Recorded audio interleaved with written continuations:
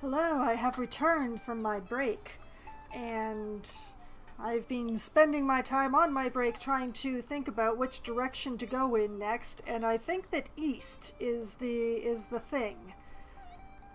I need to find Station 3 and the Iron and Misery Funging Station, and as far as I know, both of those should be to the east, not too far away from London itself. So, like, out here somewhere. And maybe Guider's Morn as well, which might give me a way to get rid of some of these extra crewmates, because I almost always lose a crewmate getting a port report from Guider's Morn. So, I think I'm going to stock up on a bit more fuel and food. Especially food. I have so many people to feed.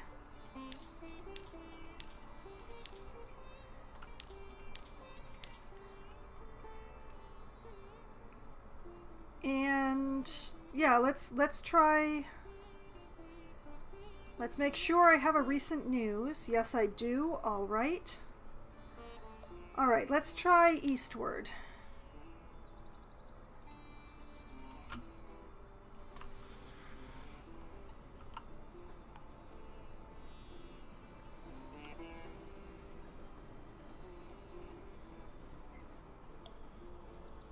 As I will stop in at the lightship on my way out, just to grab another Z story, since I need 5 of those to advance the Father's Bones plot.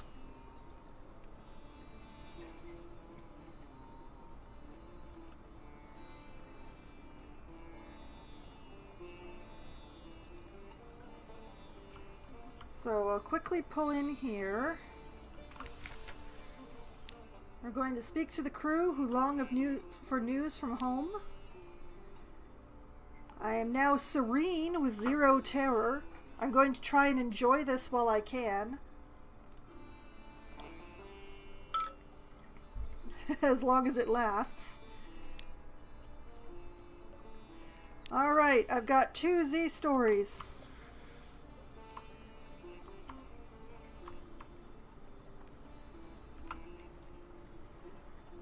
Eastward, into the fog.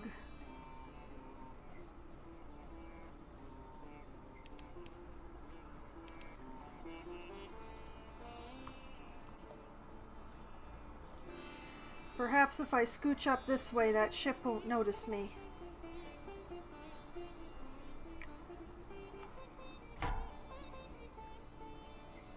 Of course, I'm not that lucky.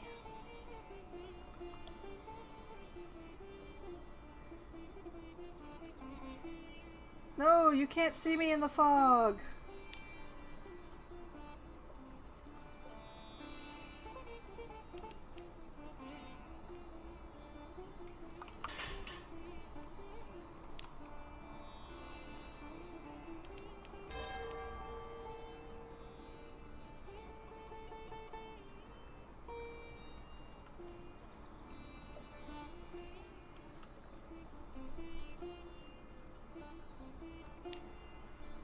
Send out the Z-Bat. Nothing.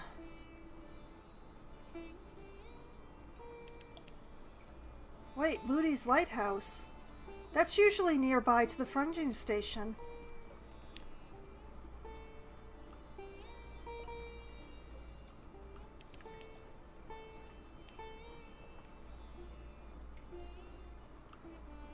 Yeah, this is Demo's Gate.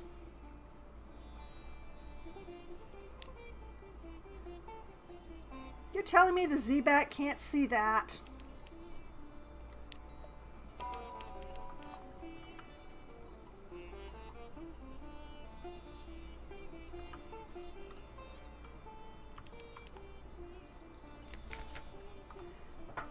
Oh boy, a white Z-Bat. A sailor has grown fretful and disobedient, reluctant to go on deck, even in port. There's a white Z-Bat watching me up there. Salt's messenger. Salt's got its eye on me. I'll never see home again. Shoot the Z-Bat. If the bloody thing is frightening your bloody crew, you'd bloody well settle its hash. That's a straightforward challenge with a 96% chance of success.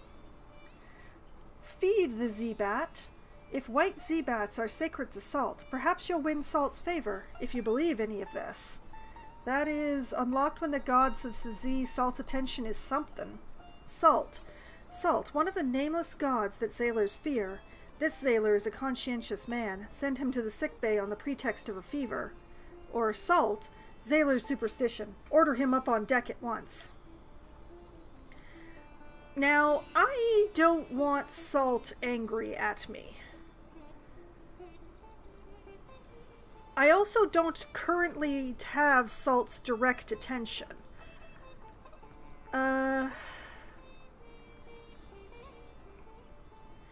So I think it's either feed the Z-Bat or send him to the sick bay.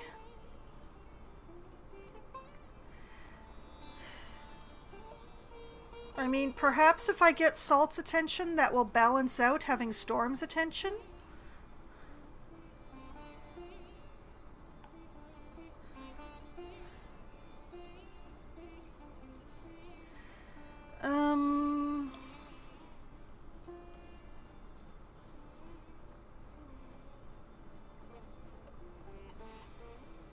You know what? I'm gonna feed the Z-Bat.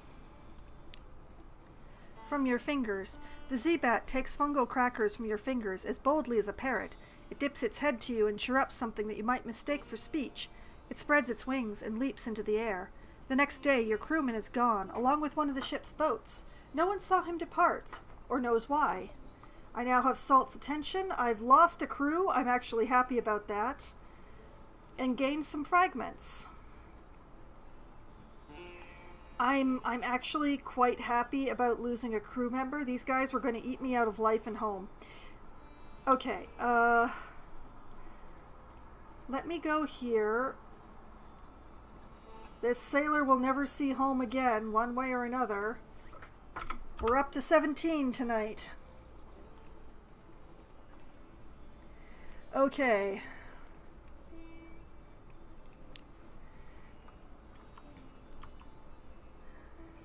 Not Station 3, but definitely someplace that I was looking for. Demo Island. The Iron and Mizzy Company's funging station.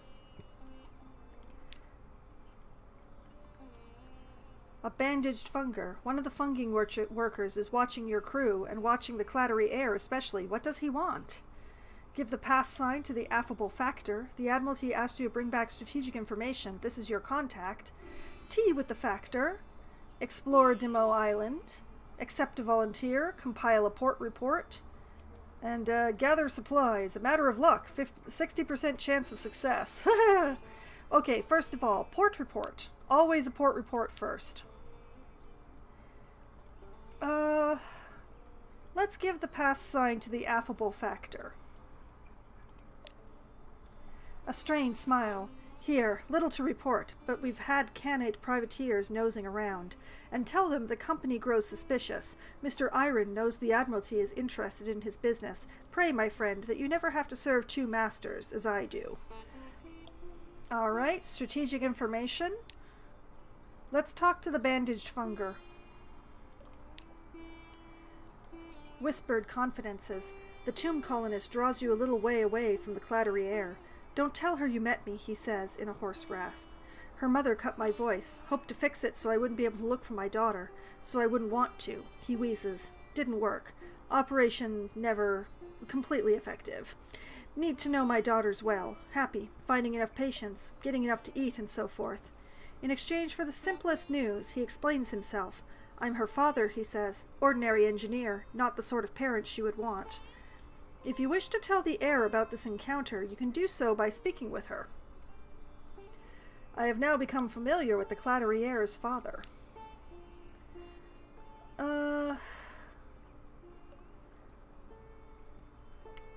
I choose to have tea with the factor.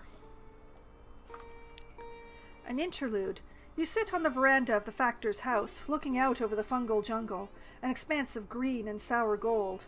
The air is thick with hovering spores. The scones are stale. Even the tea has a hint of mildew.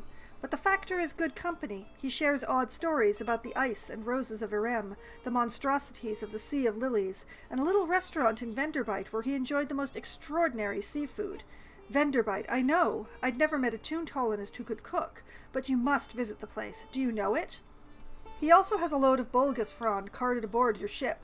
He waves away your thanks. I've eaten so much of the stuff, I fear that I might be transformed entirely into fungus. He leans confidentially toward you. It happens, you know, but one does have to eat rather a lot of it first. Lost to terror? Gained 4 fragments and a supply. I've also been told about a restaurant in Venderbite, but I am not going to go hunting for supplies. I could buy more fuel and supplies here. I don't think I need to, though. Question is...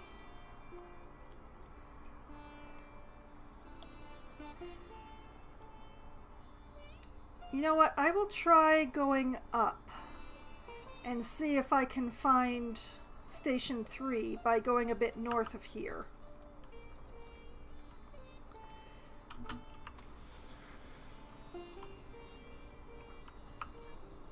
So let's... Whoop! I will turn this way.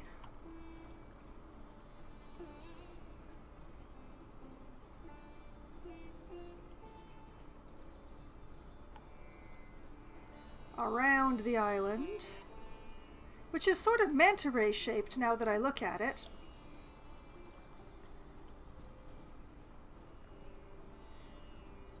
And let's just try going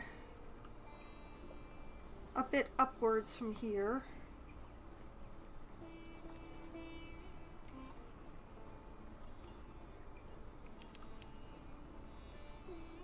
Bonny Reefs.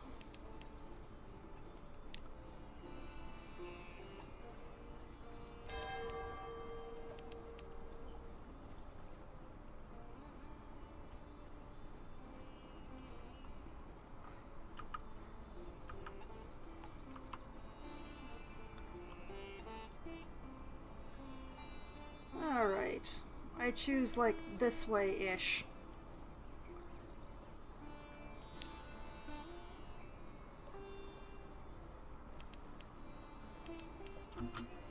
Pigboat Isle. Not what I was looking for.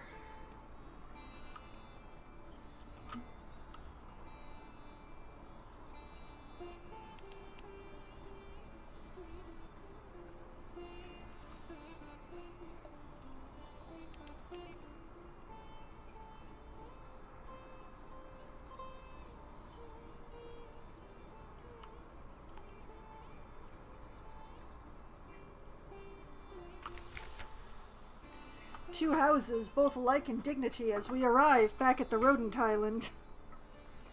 There is no habitation in sight, no market, only an old rotting dock.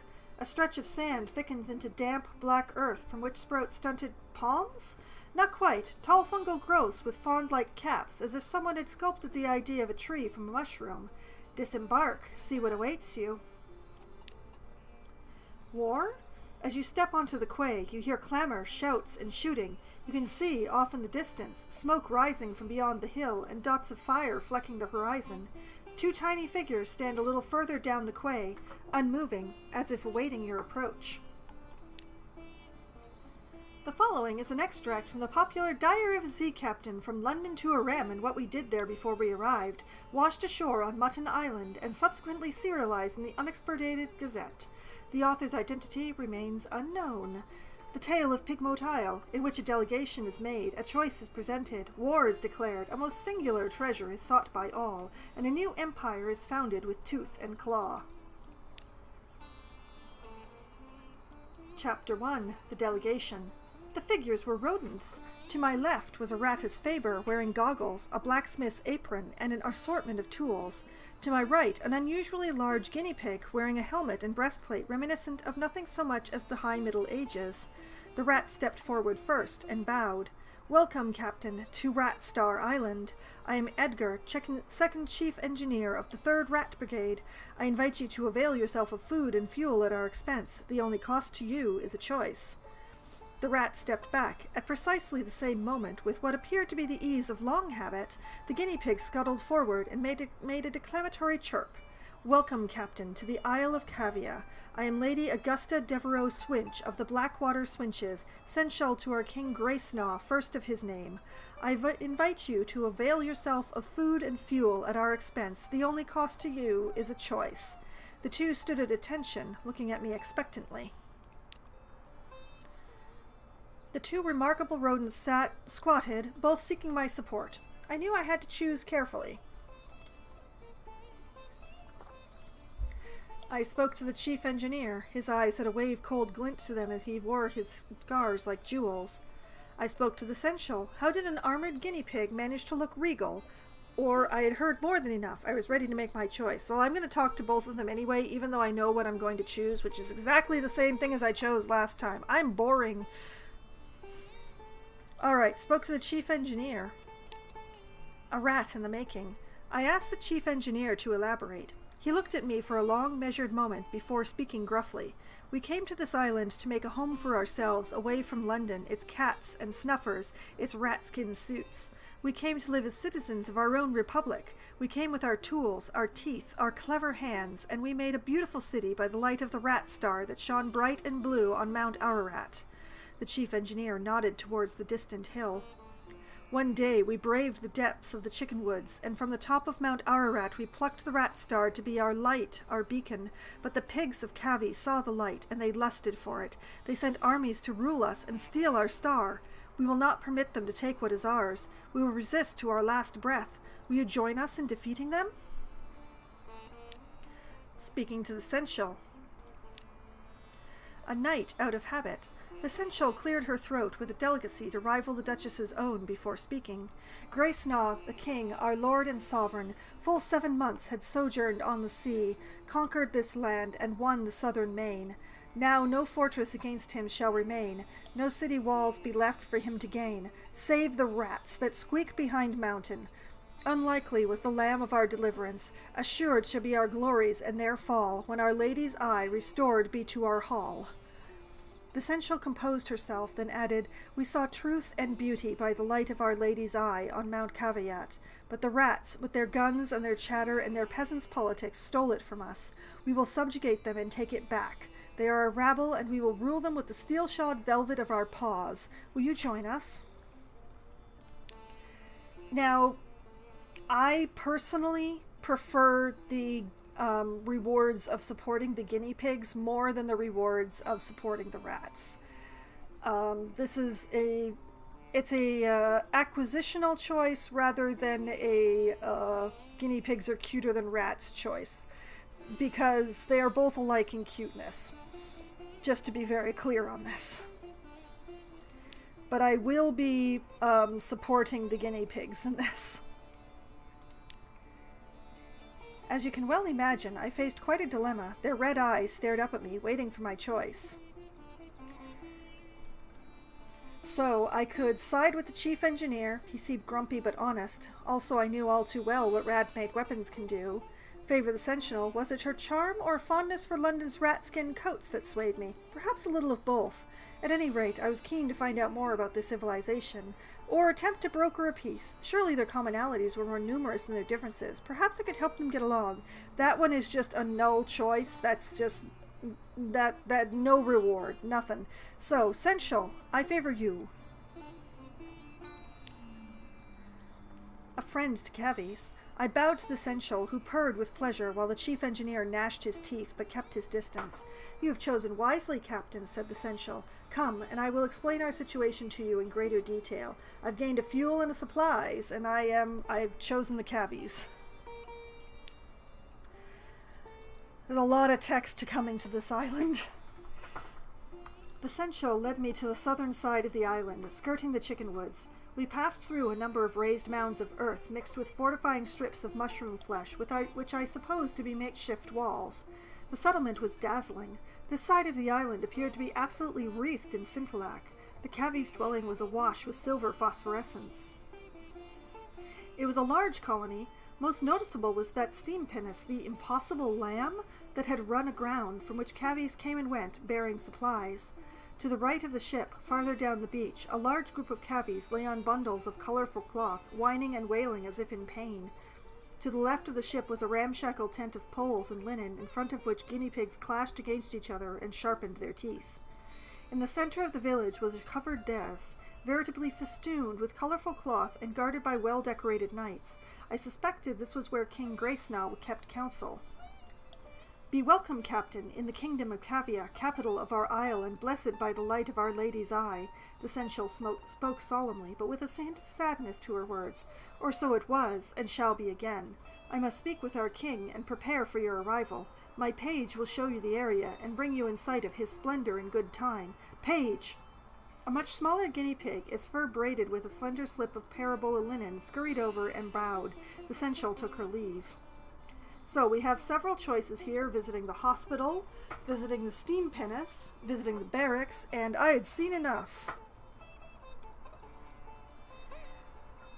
Okay, let's visit the steam pinnace. Was this indeed the impossible lamb? Wasn't it reported overrun by rats? A chalky shore. The page chittered while I inspected the vessel. Rats? Never! The splendor of Cavi overtook this vessel. I was born here, the first native of Cavia, but all our elders remember the voyage. It was hard, they say, but we were harder. But the sea is black and unkind. We were lost in the dark for weeks, and no one speaks of those terrible times. But out of the darkness came the light of Our Lady's eye, guiding us here to our own isle. In time we will ride the waves again, perhaps once we have recovered our eye. Is it not splendid?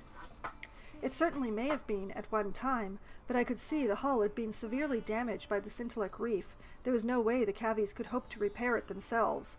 Whatever the page said, they were stranded here. Okay, scroll. Visit the hospital. Were those guinea pigs quarantined? An elderly-looking Cavi greeted me, eyeing me gravely. Many of us sickened during the voyage, a rotting in our teeth, a weakness in the flesh. This isle was our salvation. The stronger among us made a pilgrimage towards the pool of Our Lady's light, and then, miracle of miracles, they were cured. They bathed in her, they drank her sweet waters, and the strong brought the weak to her in turn. Soon we were thriving again, bearing our children and raising them to love Our Lady's eye and see in it our deliverance. The elder looked sorrowfully at the sick under his care. Since the rats stole her, the sickness has returned. All this light is but a mockery of hers, and we gain from it no benefit. The only thing, the elder's ears and voice flattened in a hiss, that helps our condition is the flesh, the very hearts and livers of the rats who stole her from us. All right, to the barracks. What chance could guinea pigs stand against the weaponed might of Rattus Faber? Even in the odds. The page led me to the barracks, where the knights didn't deign to speak to one so undecorated as I. The page, however, was eager to answer my questions. The rats have no weapons, none to speak of. What is a gun without a bullet, a sword without a blade? Ours are the supplies, the knives, the soft stuffs, and the glory. Their teeth are sharp, it is true, while ours, the page hesitated as the knights glowered at him, are sharper. All praise to the flowers of the house of Cavi.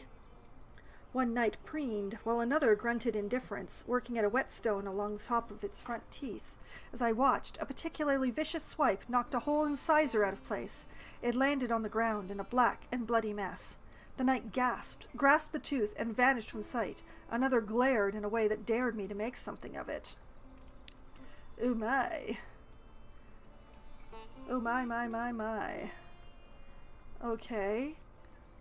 I had seen enough. It was time for the audience with the king. The page led me, crouching at first, and then on my knees, before King Graysnaw and the seneschal. The king was the largest guinea pig I had ever seen, easily twice the size of the largest knight in his retinue. The seneschal looked positively dainty next to him. "We are told," intoned the king, "that you have promised your assistance to the house of Cavi. This is agreeable to us, but what form shall your assistance take?" Okay, so we have here, I offered to retrieve the lady's eye by force. I had guns. I had a boat. I planned to row a raiding party to the northern side of the island where the cavies could flank the rat settlement. That's a very chancy challenge with a 48% chance of success. I plotted to steal the eye with cunning. One should use shadows to catch a light. The rats would not even know we had been there, probably. This is a very modest challenge with a 78% chance of success. Or, I had nothing to offer but my advice. I would not risk my crew on this potentially doomed venture. Now the question here is whether to simply offer advice or whether to take the modest challenge with the 78% chance.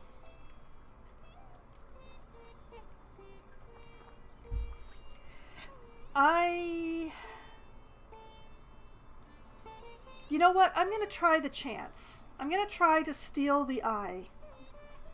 Cunningly. Slow to strike. I spent a few hours scouting the rat's shoreline, determining the best point of approach.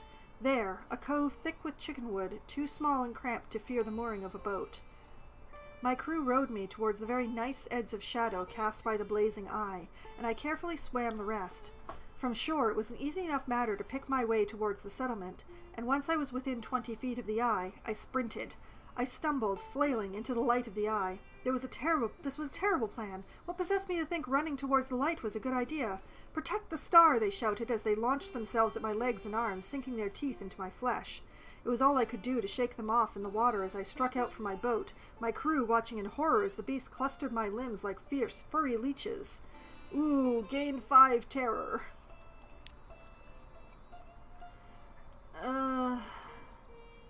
48, 78, I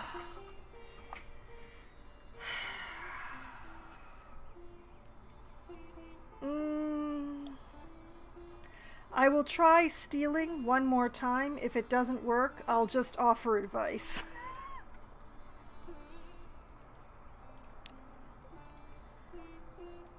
Nope. No, that's a failure. Alright. Advice it is. I would not risk my crew after being chewed by rats to such a degree. A charge. The cavies' supplies would not last them much longer. They had but one choice, an all-out assault on their enemy to retrieve the lady's eye and then strike during the rats' moment of horror. I worked with King Gracenaw to plan the attack, and together we waited as the volunteered cavies went off on the assault. The screams were heard from here to the chickenwood, but then the light went out. We had succeeded, at terrible cost, to be sure, but the price of victory must always be paid in blood. Hail Cavia! Might quality is now 3, which is weak. Spirit quality is now 2. And civilization is 2. The rats were defeated. Cavia was triumphant. All that remained were the celebrations and the continuation of our voyage. Oh, how we feasted long into the night. Then, I invited one of the cavies to join us. They were reputed to be excellent swimmers, adorable enough to boost morale, and if the time should become lean, I thought, maybe a guinea pig stew would buy the crew a day or two before they started eating each other. I spoke up on behalf of the rats. The survivors were being treated poorly, but the rift did not seem entirely insurmountable. Or the wide sea beckoned. We had eaten our fill, and our business was concluded. It was time to continue our voyage and see what other wonders and terrors still awaited us. I'm going to speak up on behalf of the rats, despite the fact that they chewed on me so terribly. Generous in victory. I appealed to the House of Cavi's grace and good breeding, and praised King Gracenaw's magnanimity. Perhaps the rats knew not what they did in stealing the eye. Perhaps they were only stumbling about in the dark for a light, as the cavies were themselves while lost at sea. The Seneschal and the king exchanged a look. The Seneschal murmured something into the king's ear, and he purred decisively. To err is marine, to forgive cavine. He looked towards the chief engineer. If you will cede all right to Our Lady's eye, and help us place it back in its pool of holy pilgrimage, and if you agree to terms of tribute— Trade, hissed the chief engineer. King Gracenaw chattered his teeth, but the Seneschal stepped forward and raised her voice. Perhaps further negotiation is possible. As we left, I saw the page timidly approaching an albino rat to inquire about fishing nets. I forged a peace between the rats and the cavies, and the spirit of Pigmode Isle is now optimistic. Ooh!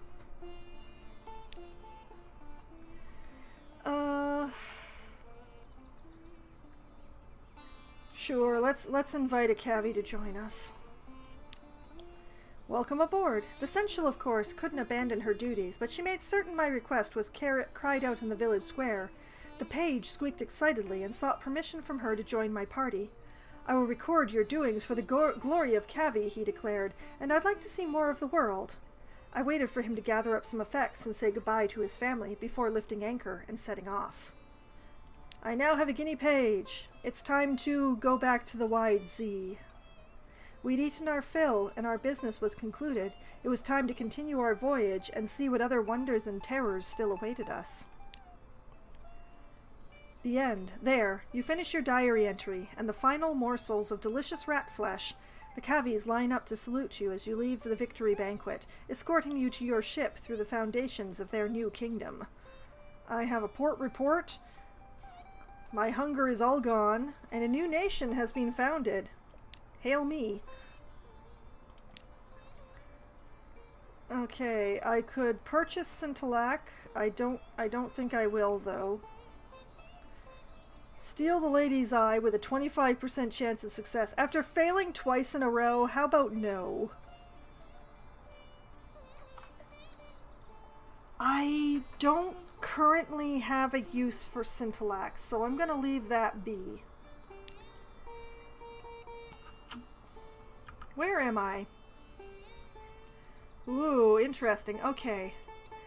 If I sail more or less straight west, maybe I'll find something else.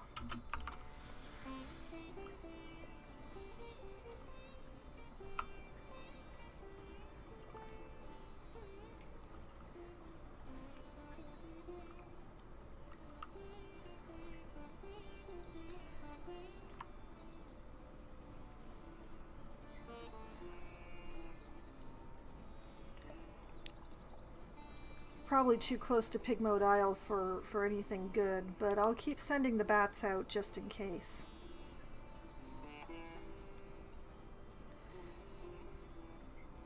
Because the ocean cannot be completely empty, right?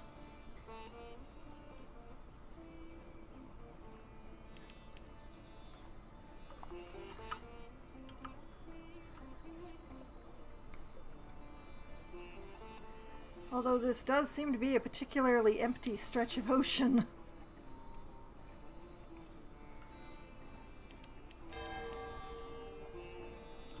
A rock breaks the water like a surfacing Z-beast. No, it is a Z-beast. No, a rock.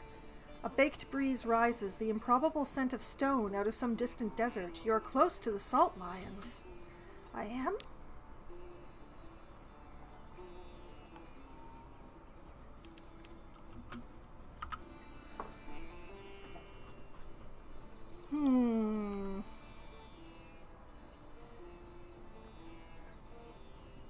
I'll try north?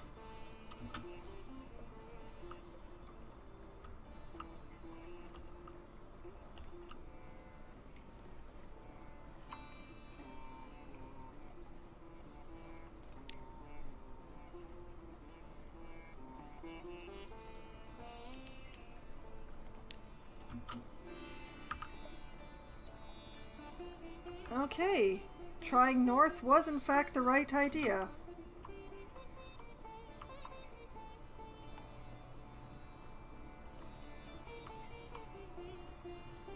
Oh, they're very close.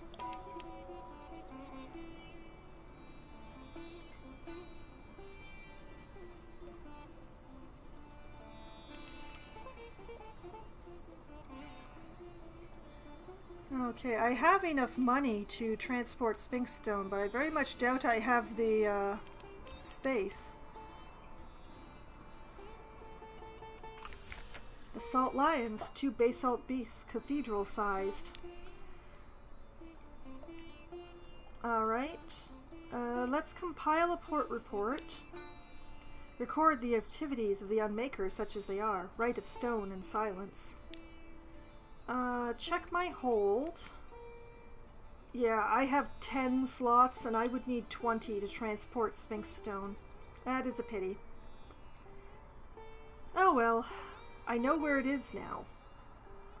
Oh right, and the cavi, 2 pages. I really like the Blemigan as a mascot.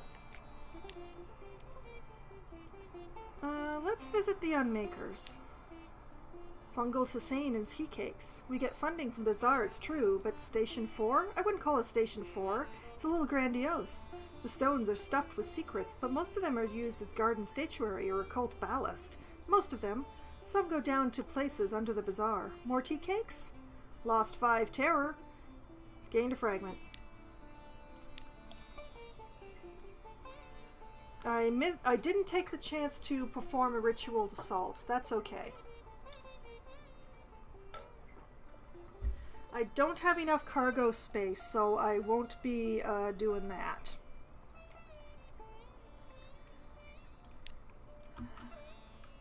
Let us pause for a moment.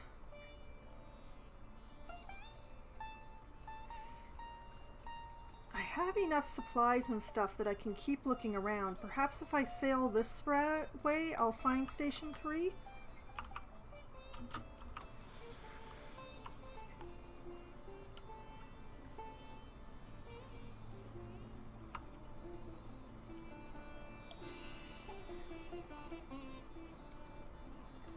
Oh, careful of the Jilly. I do not like getting into combat with the Jillies. They are more maneuverable than I am. They're hard to shoot twice.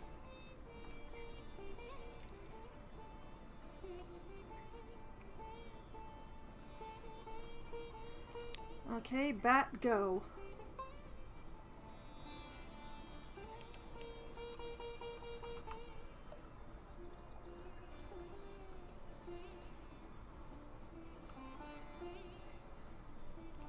How did the bat not see that?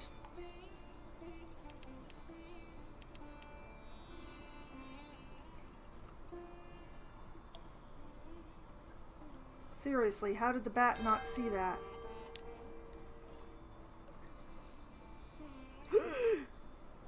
Whoa, whoa, whoa, whoa, whoa, whoa, whoa.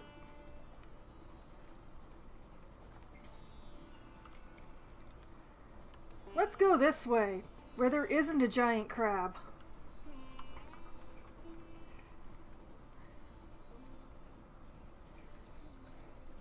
I like the directions that don't involve giant crabs.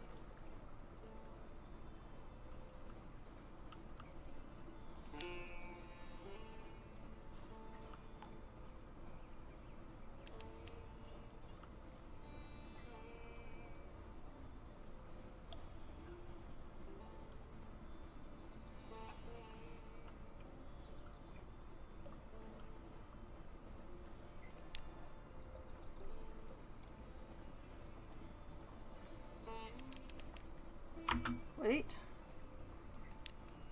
That's a new one. Wait a minute. The Ragged Crow is some distance to the northeast?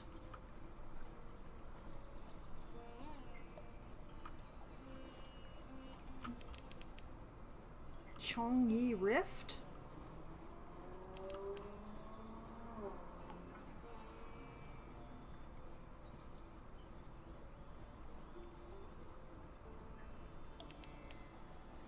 What the heck is that?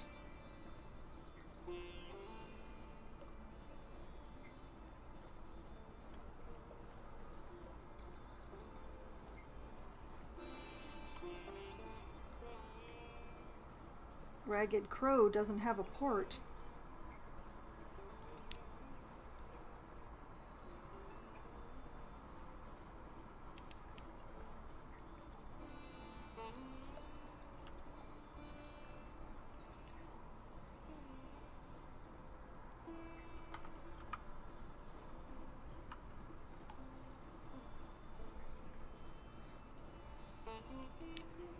But yeah,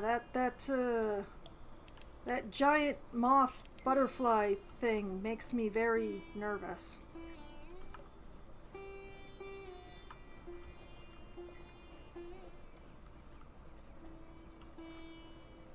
Something so much bigger than my boat could probably destroy me without even thinking too hard about it.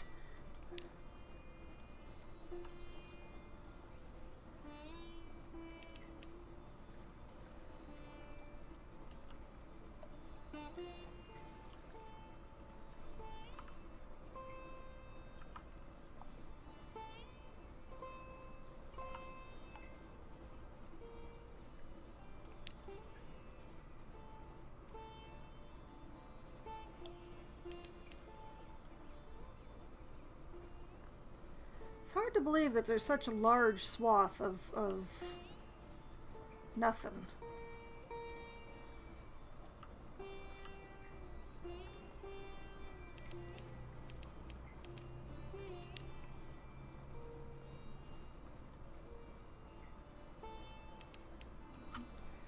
Void's approach. I can't possibly be far enough north for that. Come on.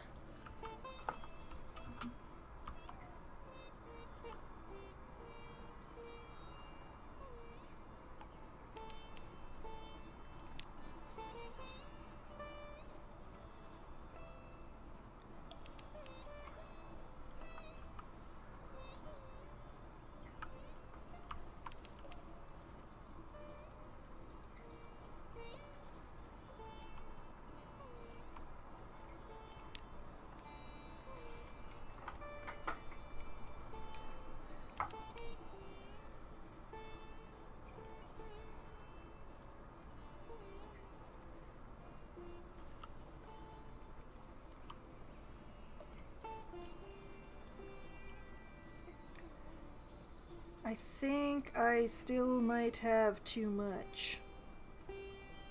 Hold on, let me... Yeah, I'd have to eat like 2 food. Yeah.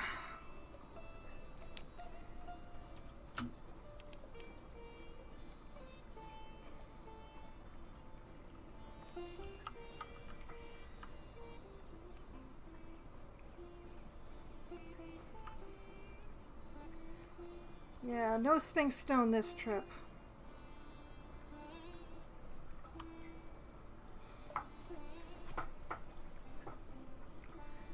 Just gonna make our way back to London. Maybe find something on the way.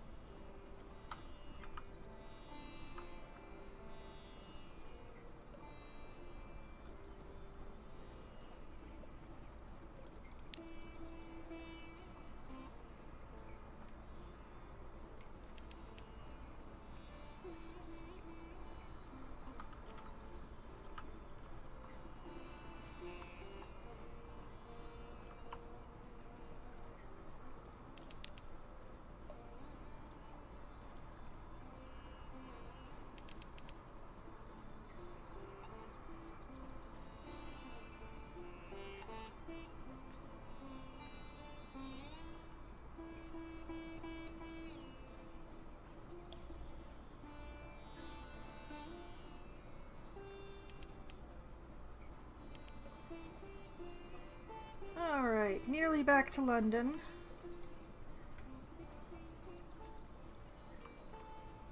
Found several things, but not everything that I was looking for.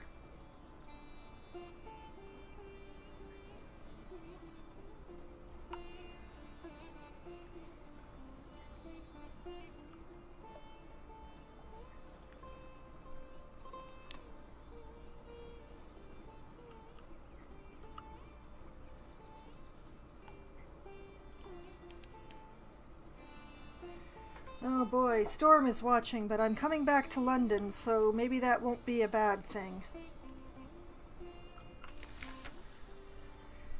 The Revenue Men. Her Enduring Majesty's Customs Service works closely with both the Ministry of Public Decency and the Master of the Bazaar. Today they have selected you for an inspection. Don't cheek them. Let them do their worst. You have nothing to hide. This will reduce my suspicion if my suspicion is 5 or more. I have none of the things that they would be looking for. I don't have any sunlight-filled mirror catch. I don't have unstamped brilliant souls. I don't have unstamped human souls. Nor do I have romantic literature. I can declare all controlled goods, pay the custom duty on any untaxed souls or romantic literature you're carrying, surrender any smuggled sunlight. This will also reduce my suspicion. It will cost, well, nothing. Talk your way out of the search. Not necessarily. Today's duty officer is a patriot. Perhaps you can claim you're on Admiralty business? Or set something aside. They needn't know about every little trinket you have, which is a high-risk challenge. None of which I need to do, because I have nothing. I have nothing to hide. Nothing. Go for it. Vexed and frustrated, they roam your deck like wolves. They tear through your belongings like termites. At last, they leave. Suspicion hasn't changed because it's lower than 5. Collect messages from the harbor master. Something has changed. Someone wants to sign on.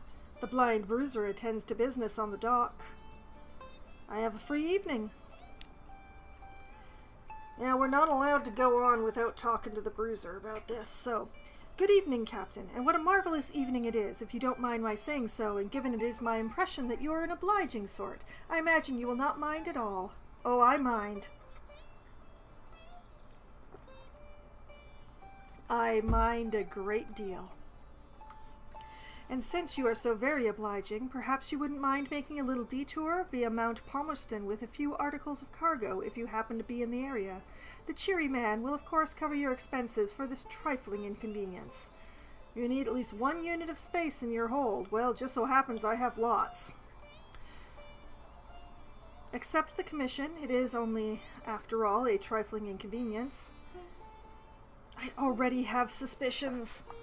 Ask if there is another task you could perform. Instead, I see you are hesitant. Perhaps you find Mount Palmerston unbearable, and who could blame you? Well, if you have the vinegar, there is another matter which you might be able to assist me with. Or refuse the commission. Your hold is full. Your repairs are complex. Mount Palmerston is far away and full of devils.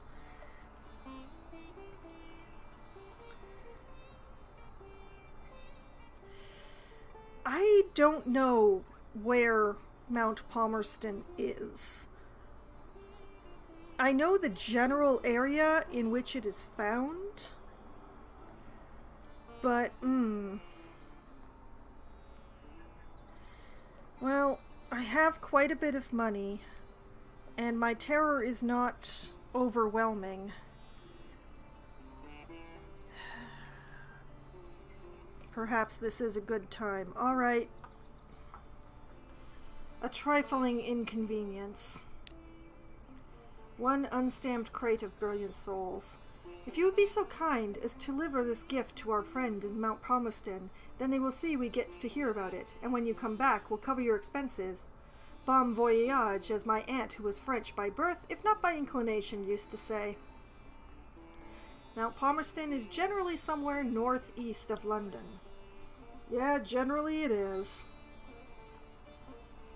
Everything is east of London, though. Everything. Well, let's check to see if Mount Palmerston has ever made it into my notebook. I believe it has. Yep, northeast of London. It's usually quite far north. Probably my best bet would be to go up to Wither and then start across there to see if I can find it.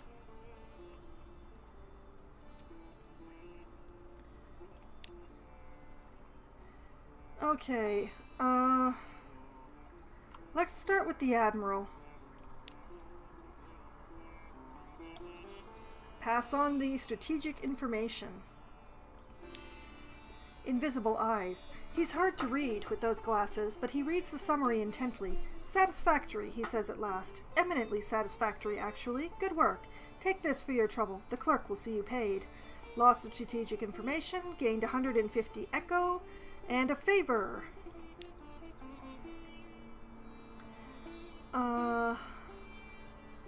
Submit my port reports. Pigmote Isle. I'm not certain I heard you correctly.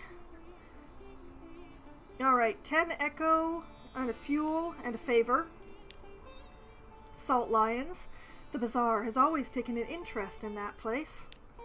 20 echo, a fuel and a favor. Demo Island. You've been to Demo's Gate? 20 echo, a favor and a fuel. Ask if there's anything in particular they need. The Admiral will see to you now. The Admiral deals directly with more sensitive commissions. Okay, I'm going to cross off the Admiralty to Iron and Misery Funging Station.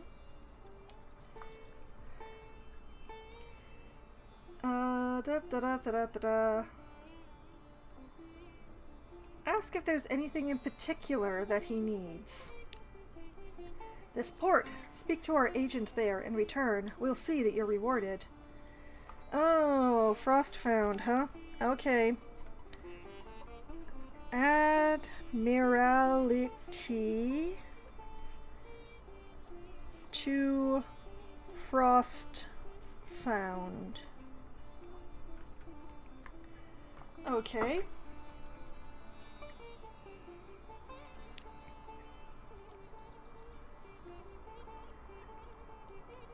Please don't send me to bloody Frostbound. I love it. Okay, Z stories, restaurant recommendations, secrets. I am not happy about that, but problems for me later. Okay, merchant venturer. An urchin tugs at your sleeve. Governor wants a word. A brooding figure waits at the lamplight's edge. Speak to the merchant venturer. I have need of a reliable agent. Failing that, an inventive one. Here are my requirements. Okay,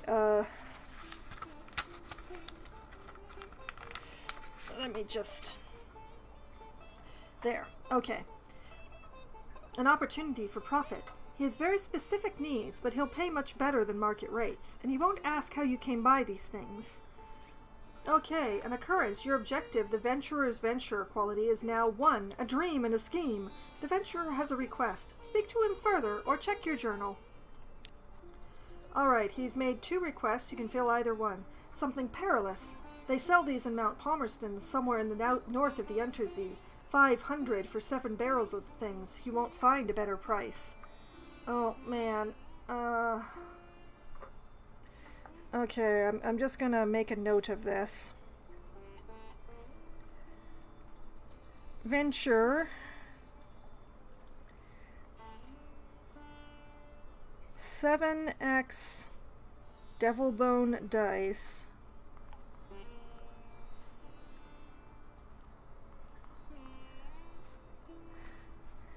Or...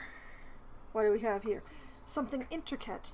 Find them buried treasure, broken museums, pirate cargoes. Now and then, the stomachs of monsters. Good luck. I need 7. Don't ask why. 1,500 echoes will answer all your questions. And that is 7 outlandish artifacts. Oh boy. 7 times... outlandish artifacts. Well, art. Art is fine. Art is fine. It's a small notebook, okay? Well, I don't have either of those, so...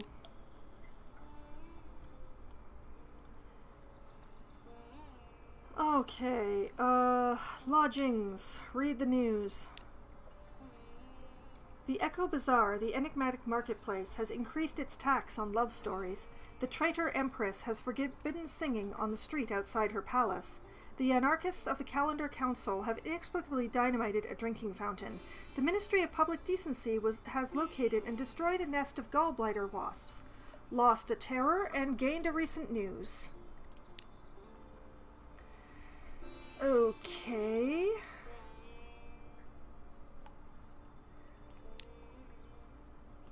let's see who wants to sign on. Who are the recruits on offer today? The Presbyterate Adventuress. Afternoon, Captain. Looking for a gunnery officer? I'd like to help you blow up some monsters if you'll have me. The Adventuress is a gunnery officer who increases iron and veils.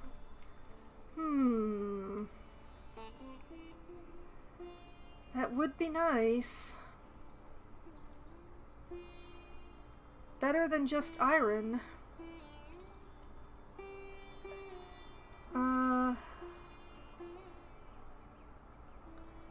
50 echoes. Ugh. Engage an officer, Maybe's daughter. At the end of the rotting dock, a woman perches on a suitcase. Both she and the suitcase are noticeably cleaner than everything else in view. Hello, where are you headed? On second thoughts, I don't mind. Can I come aboard? Yes, I'm an engineer, but I'm an engineer in a hurry. Maybe's daughter is an engineer who increases veils, iron, and engine power. And she costs 30 echoes and fulfills a slot that I don't have filled yet. And also increases my veils. Yes, we will take Maybe's daughter again. Welcome aboard. If anyone comes looking for me, well, I'm not accepting callers. Can I trust you to pass that on? You don't want them distracting me from my duties. I now have Maybe's daughter for the cost of 30 whole echo. Let's make sure that I put her in her place. And you know what, let's, yes, she can increase my veils. Perhaps you don't entirely trust her, but she keeps the engines turning and she's hard to dislike. I can't proposition her unless my veils is at least 20 points higher than my hearts, which it's actually getting there. I could actually proposition her. She has no interest in tediously sincere lovers. Ensure your veils is at least 20 points higher. It's worth thinking about.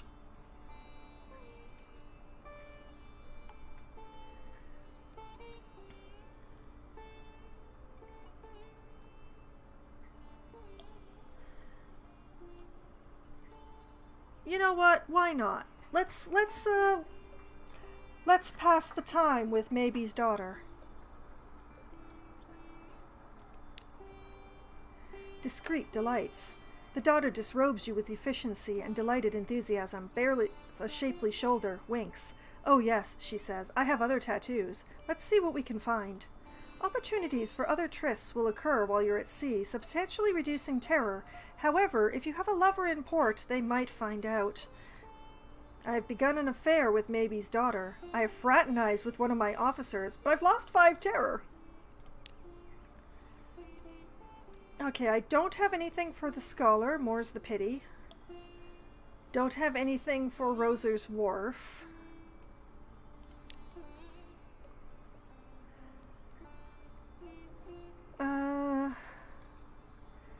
Let us carouse and make merry. A marvelous night out. Sea shanties, fine food, and the warmth of a pub fire, and something more.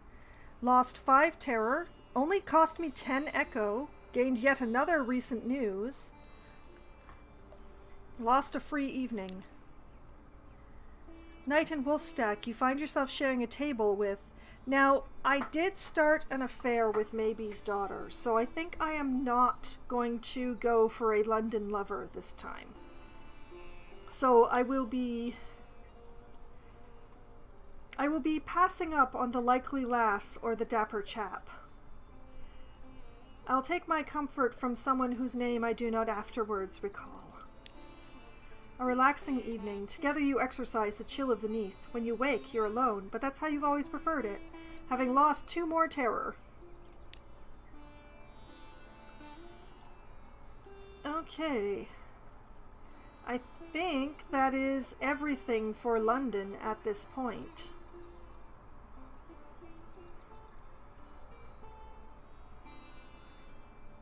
I think.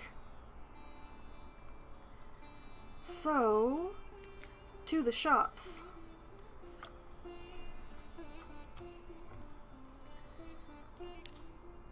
Fuel.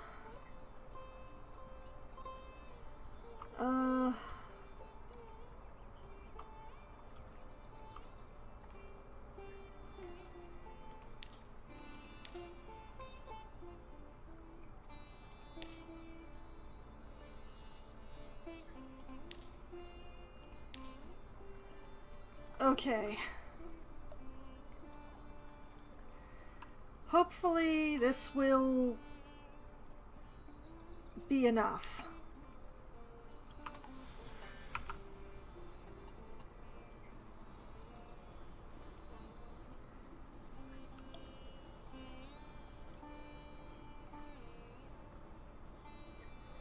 I'm still going to stop in at the lightship for another Z story, which should bring me to 3 if I've been keeping track properly, which I believe I have.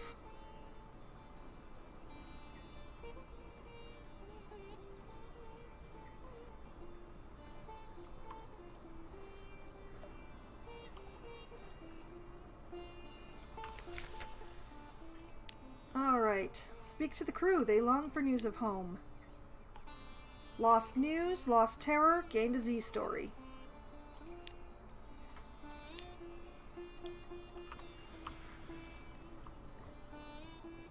Okay.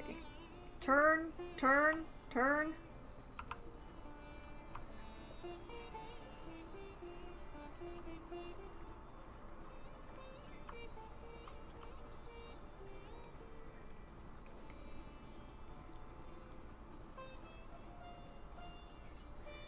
I need to find Palmerston before I come back to London.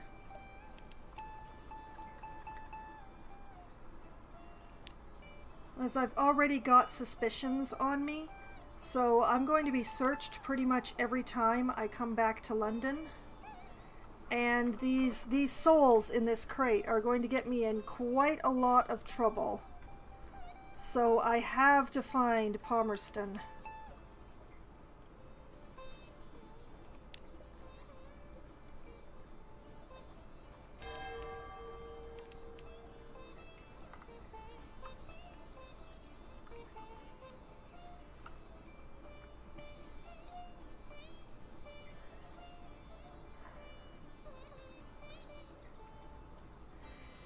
It's usually north of Vanderbilt.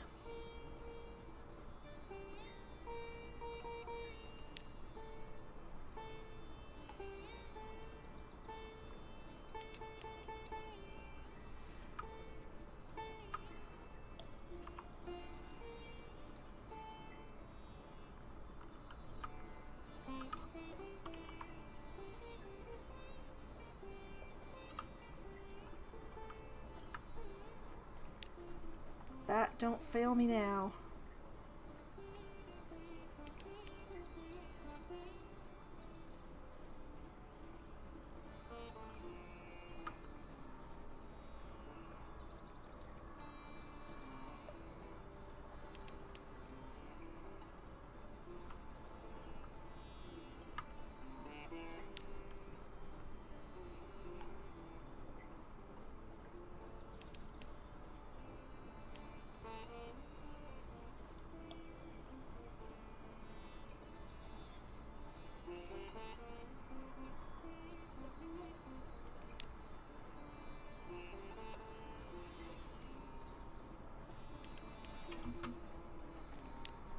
Okay, well, we have the Chapel of Lights. That's something.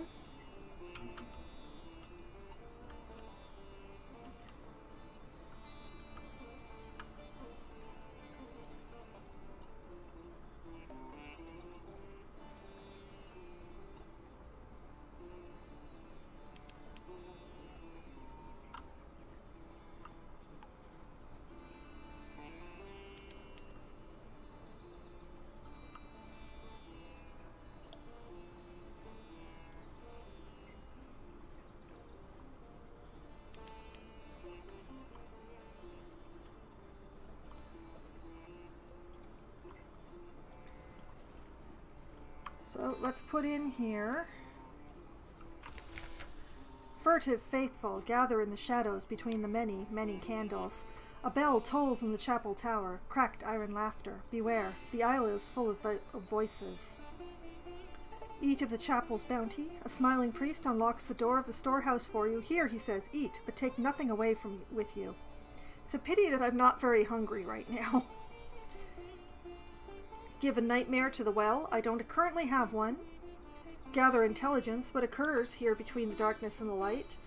Or attend a service at the chapel. The great bell tolls. The few and ragged faithful gather for St. Arthur's lesson. Bring your offerings. 93% chance of success. 5 supplies. Dang, that's a lot. Okay, let's compile a port report. A smiling priest in a red cassock tends the chapel. The congregation are shy of light. They come and go in little ships, and it's strangely difficult to count them. Perhaps some of them are imaginary. Still, you know the name of a ship or two.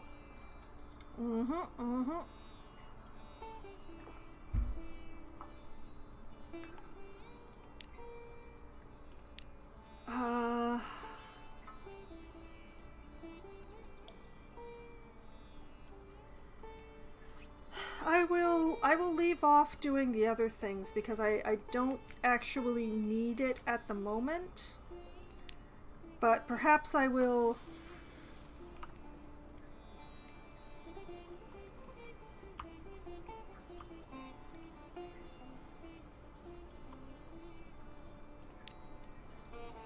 Oh no, oh no.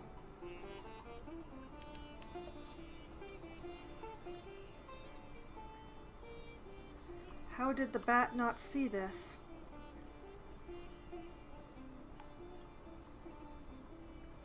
Well, to the avid horizon with me. Palmerston is usually around this area, as far as I remember.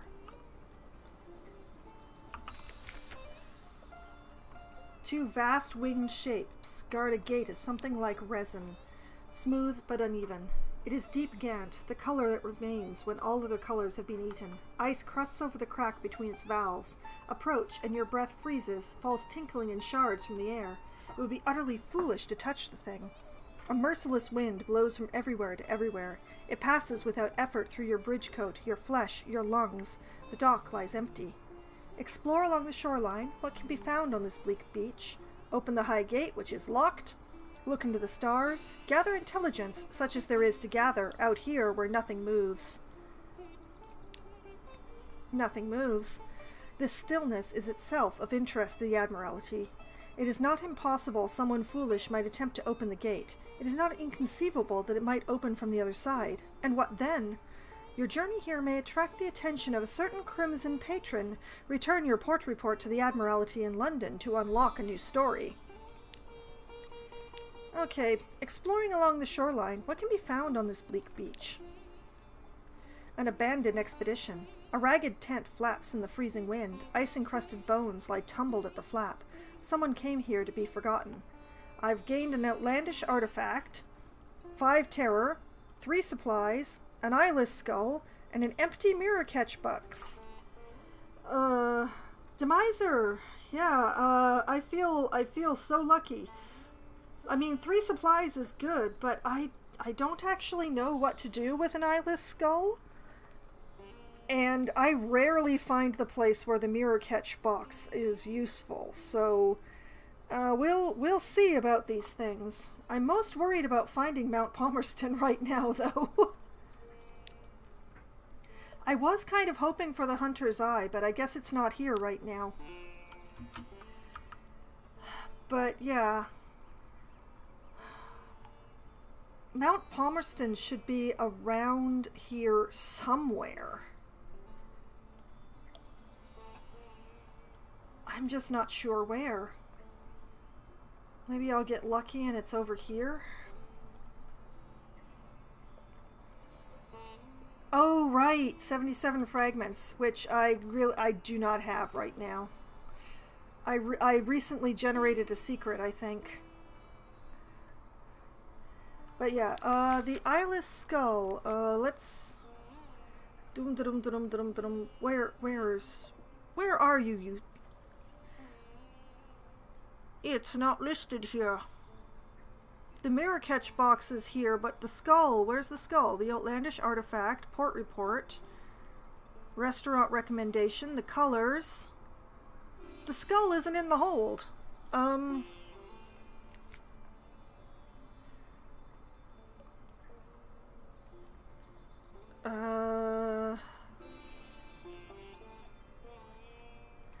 Wait, maybe it's in Misk? Fate of Needles. Terror. Something awaits. Claderier's father. Request...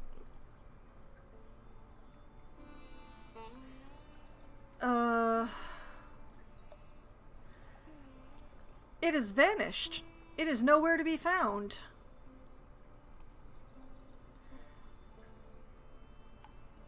Skull is a mascot? Dear Lord. Thick plates of bone have developed over the orbits as if to hide or protect them. They are smooth and cold to the touch. Ergo light glimmers in the line of the jaw. Mirrors -2, veils +4. I do not have enough mirrors to cost that, but that's a lot of veils. Irigo. Wait a minute, wait a minute. Wait, it was... I could have sworn the pages were in the journal. Where the heck are they?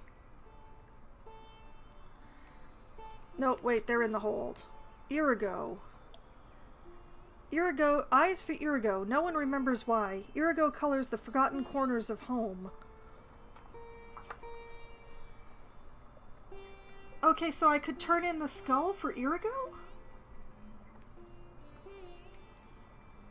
See, Pelican is the one you get from the Hunter's Eye, but I might be able to turn in the skull for Irigo. Works for me. I'd still really like to find Mount Palmerston, though.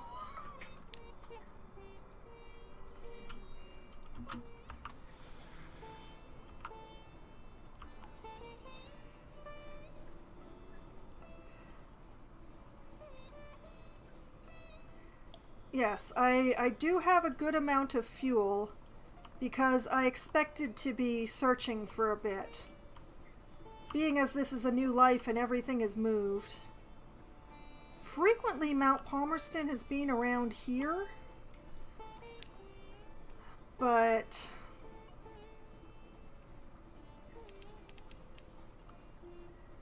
we enter Stormbones. St. Elijah spends his fire to dance in the air on deck. Very far away we see the great light of the Ragged Crow. I don't want to sail into the snowstorm.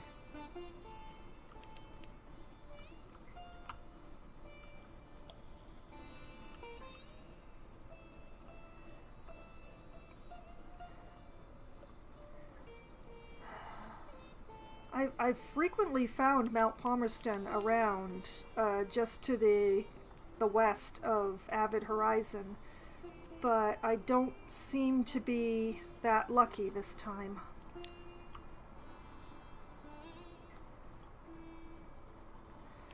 I really don't want to take this crate of souls back to London.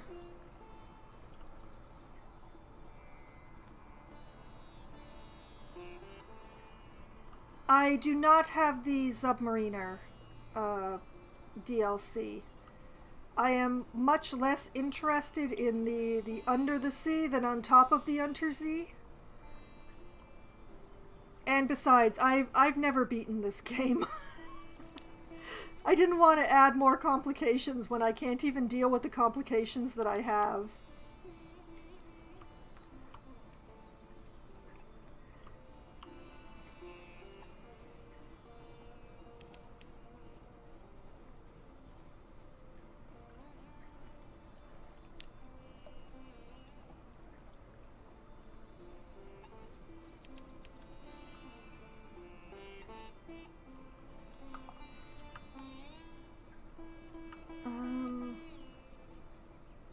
As long as I don't get eaten by a constant companion. I don't think I've had that happen yet.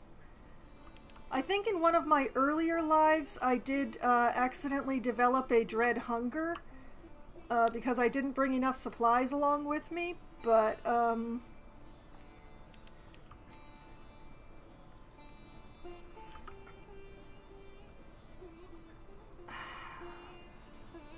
I want Palmerston to be around here, but it's not.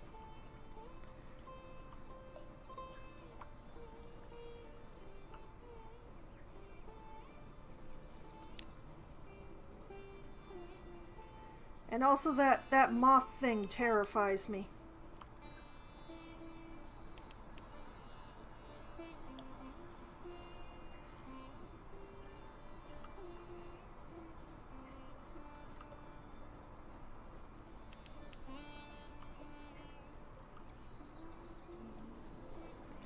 Just a cute little tyrant moth and me in the starter ship.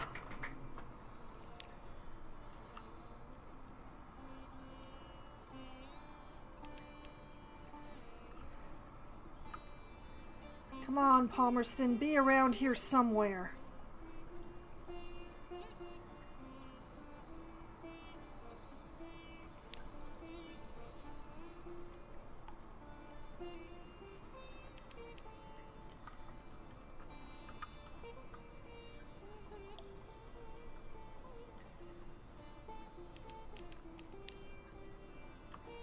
Lick-a-monkey crag.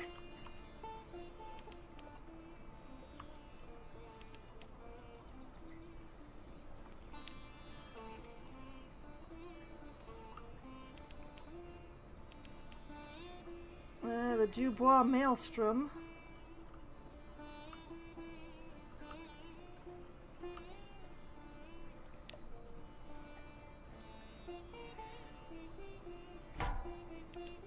Oh, no, no, no, no, no. I don't want to deal with the shark. Thank you.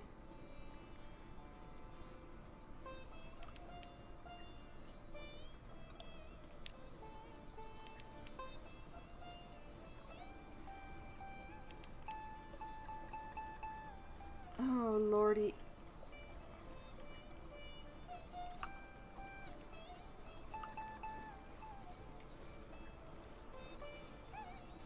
No, Mr. Crab, I am harmless.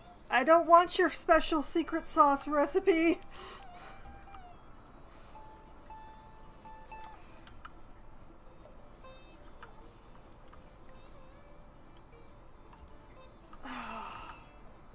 Where is that bloody mountain?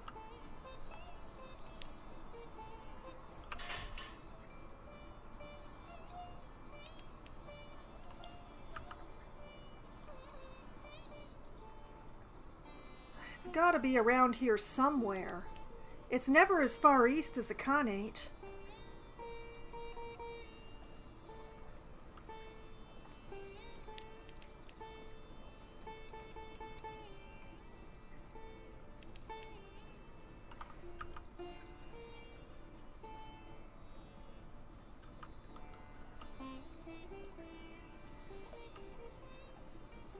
Man, I brought so much fuel with me, and I still haven't found that bloody mountain.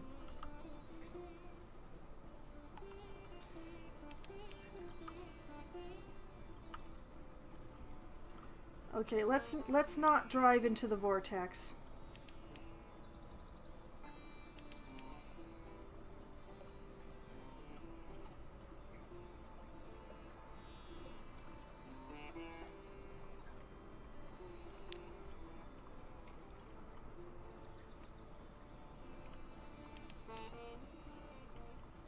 You'd think a giant glowing mountain would be easy to find in a place as dark as this. Like, you know, it's glowing. You should be able to see it for like halfway across the cavern.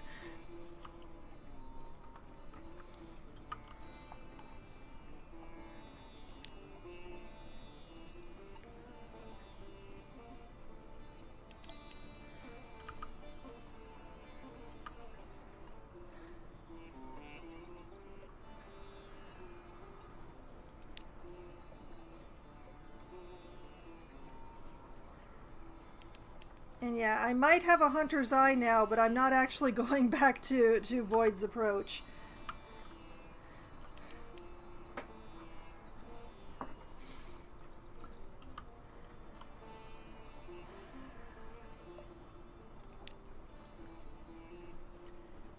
The fuel, she's getting low.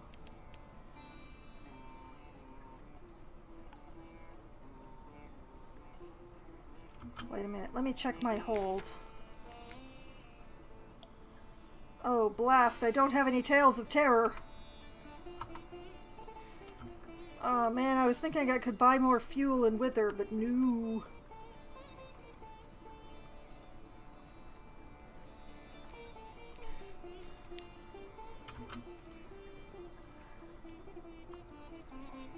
Ah, blast it. I am gonna have to turn back to London before I find that stupid mountain.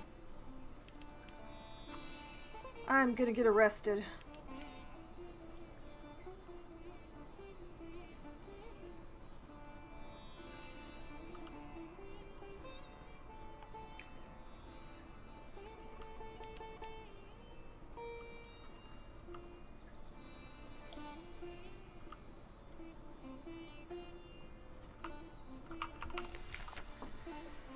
Okay, let's get a port report from Codex.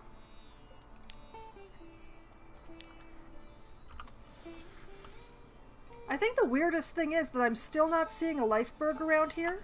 There's always a lifeberg around here.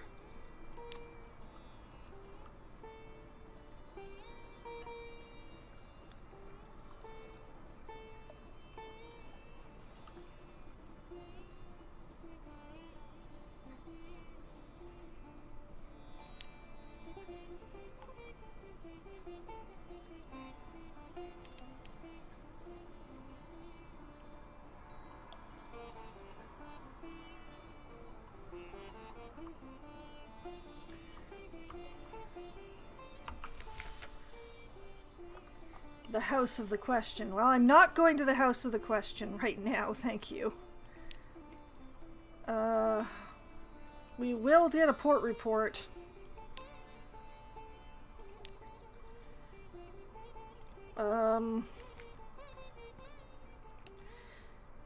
Blast. I was saving my Z stories to try and get Mutter Salt, but I think it's more important to get back to London. And I'm not 100% certain that 8 fuel is going to get me there from here.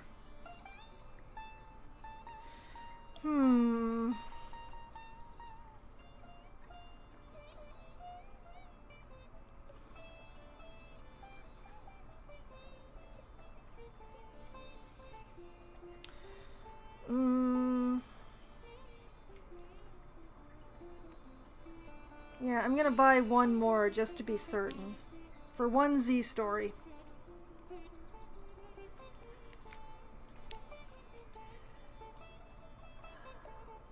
Okay, let's explore the town while we're here.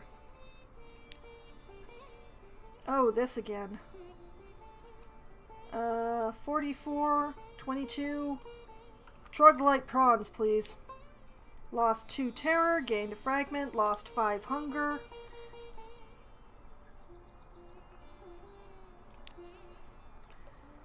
Still not dealing with the House of the Question at this time.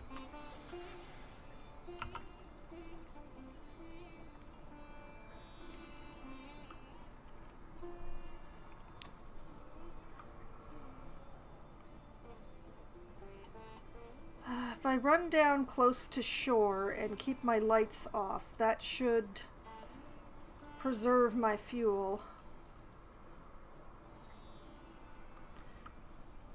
Man, where is that mountain?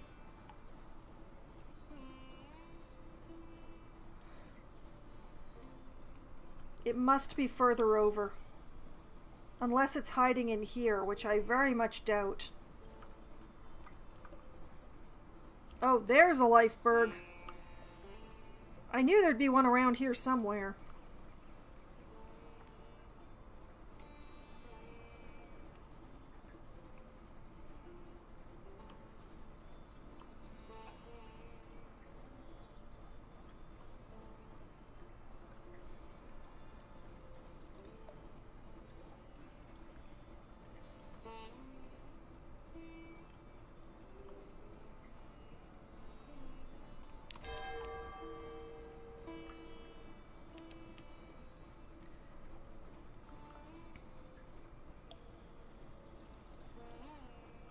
Well,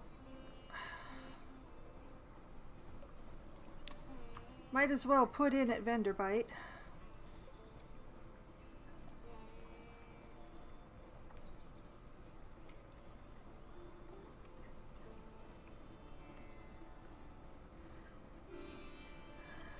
Maybe it will get me enough money to bribe the officials to not notice my crate of souls. Alright, first let's gather some gossip. And let's visit the curator, because I believe I can give over the... Yes, give it your eyeless skull. Yes, I want to forget. Perfect. A waiting pedestal. At its direction, you place the skull atop a dripstone pedestal, a stalagmite once, now carved with crockets. Crockets? And grimacing faces. Ergo sparks crawl across it. For a moment, you forget what you were doing. Thank you, the curator whispers. Perhaps you have saved me from the sanatorium, and perhaps the emergence will be less painful. Its chest pulses feebly. You accept a single huge black pearl. The curator's fancies grow worse, but it pays well. Alright, that's Irigo and the skull, and I've gotten a captivating treasure. Nice. Alright, back out into the obsequious steward bows obsequiously. The flickering lights of vendor bites seem bright after the curator's lair. Money, money, money, indeed. Might actually make that one into an heirloom if I can. Alright, let's visit a certain little restaurant. A corkscrewed street. At the twisty tip of an odd little side street, welcoming yellow light glows from the gilt-lettered windows of a restaurant. A sign reads, Vengeance of Jonah. Don't need the cash now. I'm doing okay for echoes at the moment. Hopefully bribing the officials back in London will not cost me more than 840 echoes. A beefy tomb colonist bustles up. A grey mustache pokes impertinently out from under his bandages. Come in, come in! Found the vengeance of Jonah, lost to terror. I'm nervous. Okay, I could sample today's special. The food here is exceptional. You need not fear poisoning or boredom. Definitely not boredom. This is usually a more effective way of reducing terror than purchasing a dusty glass of wine, and will also reduce hunger. A matter of luck. 60% chance of happiness. Or offer a strange catch. The vengeance of Jonah is liberal in its approach to edibility. This will pay a small fee and return some of the material to you as supplies. This is also a matter of luck. If I had a strange catch, I have a 50-50 chance.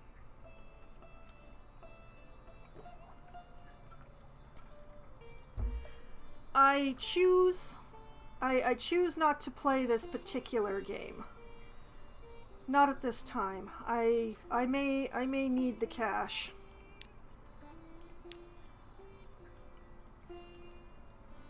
Alright, let's explore. The builders of this place worked with great slabs of neath-wall stone, carved with blank-eyed, unsmiling faces and blocky, stoic serpents.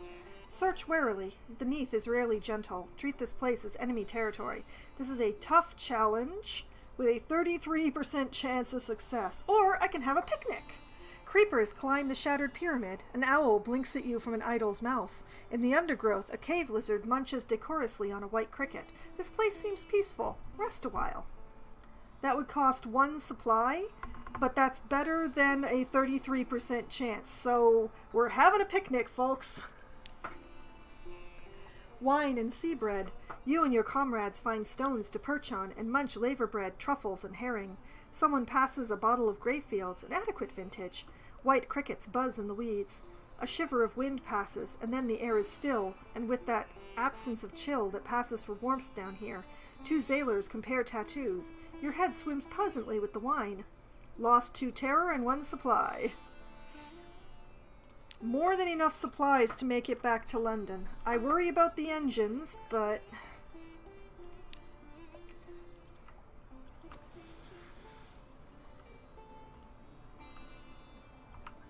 Swing, swing, swing.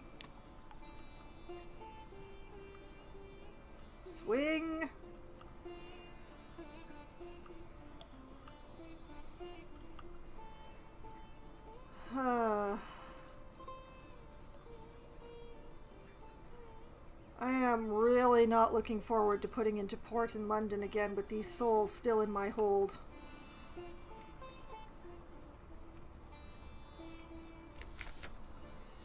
Burning blue. A hiss of horror from the lookout. The glim lamp at the front of the ship is sputtering and arcing, fizzing with blue light. Even as you watch, the blue fades, but it's not a good omen. Attempt to calm them. There's a perfectly natural explanation. This is a low-risk challenge with an 88% chance. Or spin them a story. Aye, now any lover knows what a blue light means. That is unlocked with having a Z story on hand. You know what? I'm gonna take the 88% chance. Here goes. Crossing my fingers. The ones that aren't on the mouse, anyway. Light meets dark. The darkness underneath is more than the absence of light. It's a physical presence which distorts the shape of the world. Your light melts the darkness, restores sanity to the world.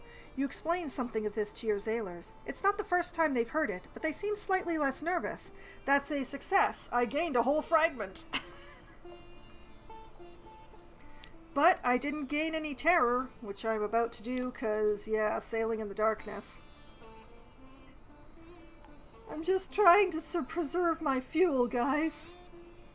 And girls. And whatever else I have aboard. I'm really not sure about that one guide that I took on.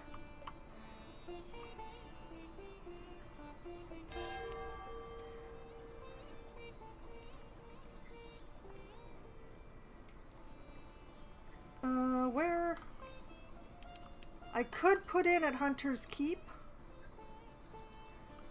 Yeah, sure. Let's put in at Hunter's Keep. I'll maybe they won't require a news to talk to me. It's been a while.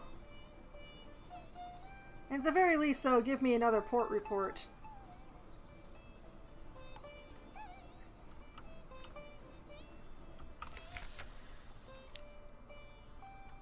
Yes, I can have lunch with the sisters without a recent news. But first, let's reconnoiter the island. I'm going to lunch with Lucy because I would like to reduce some terror. A daft tale. Lucy leans over and whispers to you confidentially. A complex story about a butler, a pig, and an inheritance. You don't follow all the details of the plot, but somehow the pig ends up in an attic and the butler in a vicar's bed. Candles flicker, dishes enter and leave, and the wind butts gently at the window panes. By the time the plum pudding arrives, you're as cheerful as you've been in months. Lost 10 terror. Excellent. Gained a supply. Lost 44 hunger. And memory of distant shores. And, oh boy, Stone is paying attention. Stone's attention is honestly the most benign out of the three. Stone has never done anything bad to me yet. Yet.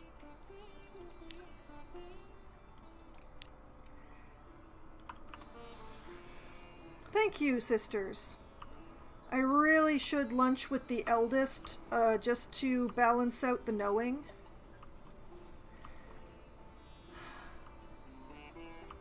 It just seems like every time I've had lunch with her, I've gotten some terror.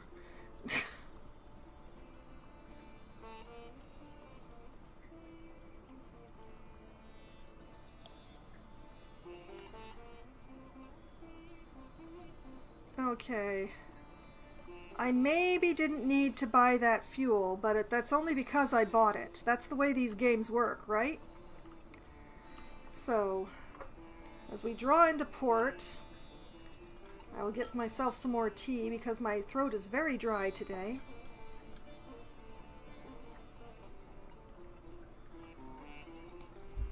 There we go. We have arrived! We are alive! And we didn't get searched! I feel so lucky. Alright. Let's double check. Okay, lots and lots of space in the hold. So much space in the hold. Let's turn in the port reports.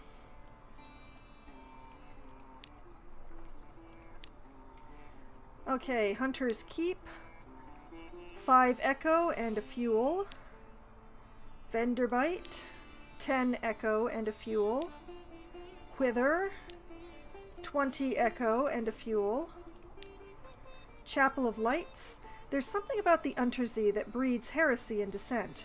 I rather think we might need to send the Bishop of Southwark out for a good bit of Christian shouting. 20 echo, a favor, and a fuel. Avid Horizon. I hope you intend to tell me that everything is quiet there. 10 echo, a favor, and a fuel. And oh look, Mr. Sachs is here, who I will continue to ignore until I find more places. My previous life, I didn't even find the Khanate. It's very embarrassing. Alright, Codex. 20 echo and a fuel. Time to leave.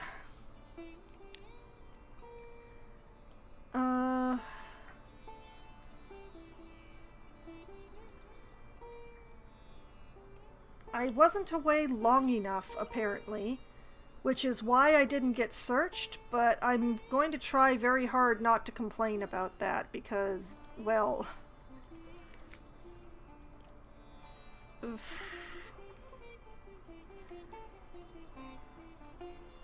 That's just gonna take up space in my hold forever, isn't it? Okay, then. Okay, so I have an outlandish artifact and a captivating treasure.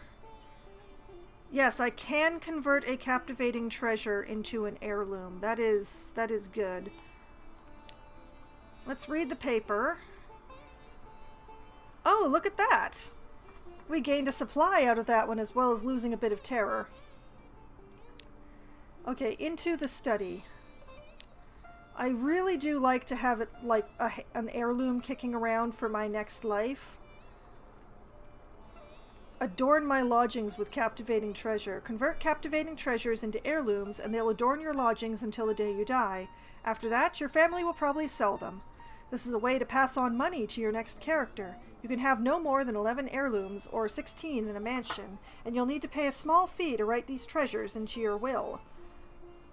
For 10 whole echo, I can turn this into an heirloom and start my next life out on a good foot. And I do so like starting my next life out on a good foot. I know I'm going to die. This life has been both lucky and unlucky in equal portions, and I just don't know how to react to this. So, we will turn that captivating treasure into an heirloom. And I'm going to feel good about that, because I do feel good about that. Okay. Gonna buy more fuel.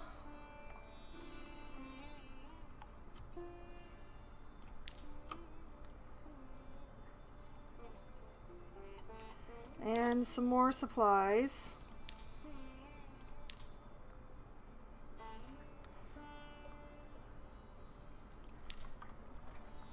Okay. And I'm gonna sit here for just a moment and contemplate where the heck that stupid mountain is. It's gotta be over here somewhere.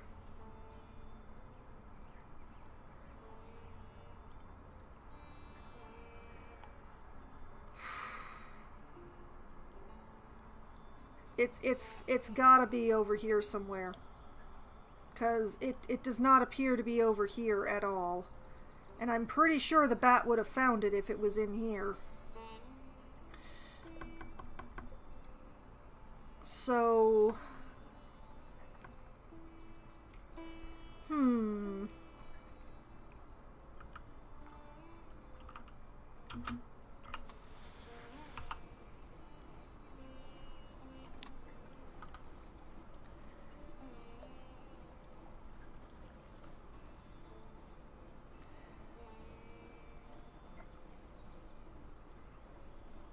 Okay, I think probably my best thing would be to do what I did to find the Iron and Misery, which is pretty much to sail straight west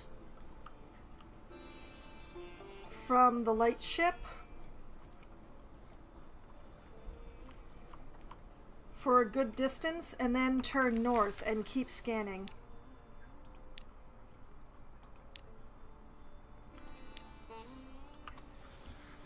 Whoop, wrong way. Man, I hate how the distances are relative to which way the ship is facing.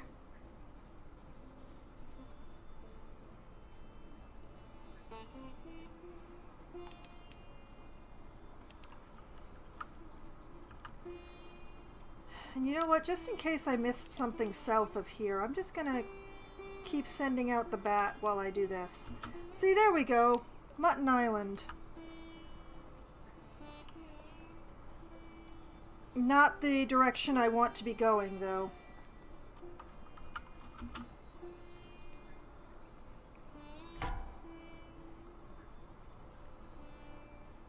What is the... Oh, it's a pirate frigate. Okay. The fog bank seems to have confused them, though. I'm gonna make sure to put in at this lightship just so that I remember where it is.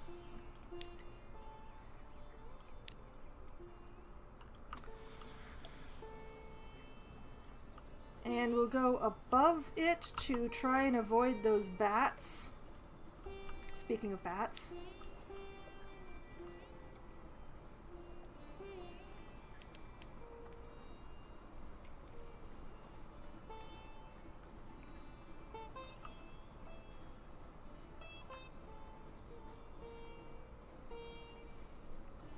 Just keep sending out the Z-Bat, sending out the Z-Bat, sending out the Z-Bat.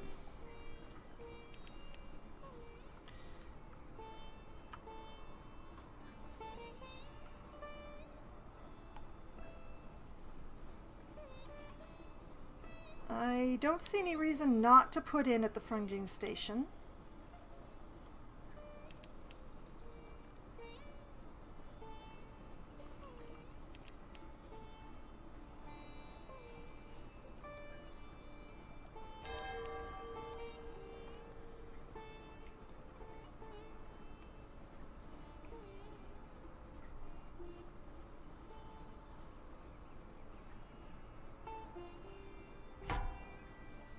Now what? Where? Seriously, where? What have you sensed? Did somebody breathe on the sensors too hard? Okay, compile a port report. You know what? Let's have tea with the factor. Lost 2 terror, gained a supply and some fragments. By the time I make it back up to Avid Horizon, I'm gonna have turned over a secret again.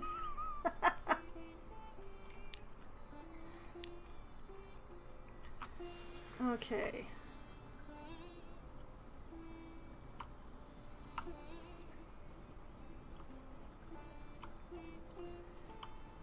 If I go this way, I did not go very far west from here. So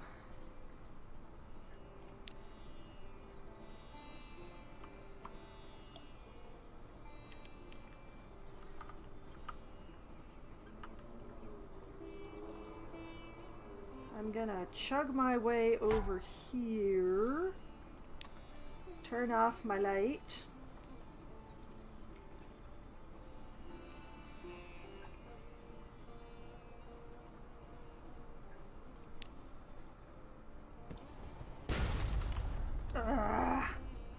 Pray for the best. Oh, no, not an eel and a corvette.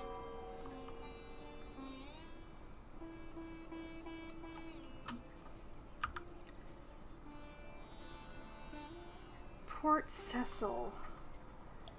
Is Port Cecil... Wait. Port...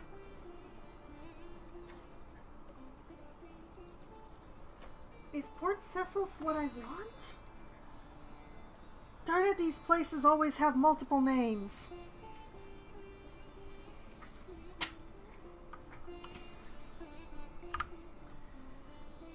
Okay, I need to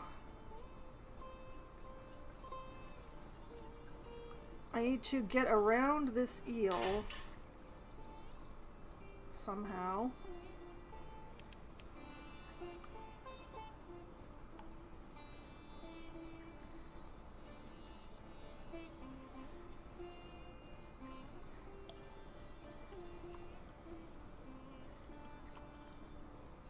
No, I'm not sure that this was a place I was looking for, but it's definitely a place that I've found.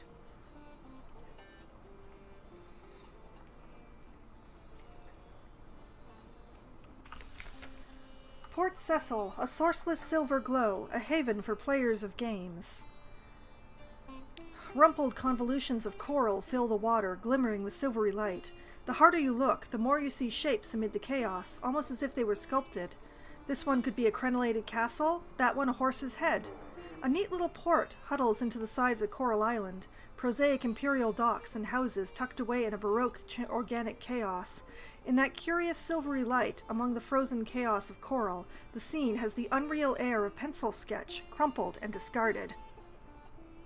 Oh, right, this is the chess place. So, you can play some chess, you can explore the coral knoll, you can gather intelligence, put a Blemmingen ashore, sell a chess piece, or gather Scintillac. Yeah, I'm not going to be gathering Scintillac. I will, however, gather some intelligence to get a port report. What happens here? Chess, dreams, silverlight. The older inhabitants of Port Cecil carry coral incrustations like a disease, splotched with silvery light. They like to go up into the limestone heights behind the harbor to lay their heads against the pillars and towers, stare at the roof beneath, dream open-eyed. Sometimes they speak of things far away, the Khanate's work, the smuggler wars, the Fathom King's secrets. Perhaps it's not all invented. Thank you, folks.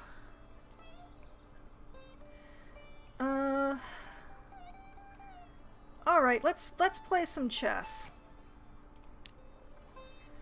Chess is popular in the Principles. The port is full of exiles, drunks, and washed-up Z-traders. They all play, often obsessively. Be careful. The chess pieces are carved from Scintillac. Here in the Principles, that can be very dangerous. A disciplined success. Odd thoughts bubble up each time you touch a chess piece. This one longs for home. That one has a secret desire for revenge against the slayer of its rank mate. This will be a queen one day. Those would do better as metal. You taste the metal. You ignore these thoughts and move methodically to a victory over your opponent. He blinks. Checkmate? He asks helplessly. Win enough games and something else will occur. Succeeded on a pages challenge. Gained a pages. Opening moves. Gained 50 fragments.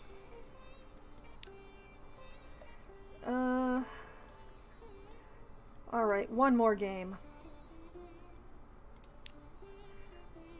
One more game. You don't know how long you've been playing. You won a match, another.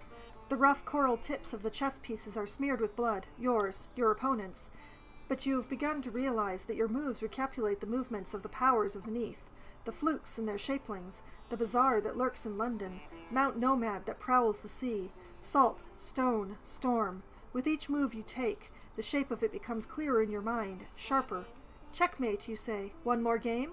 Your first officer is tugging at your arm. Ignore them. You have chess to play. I don't have a first officer!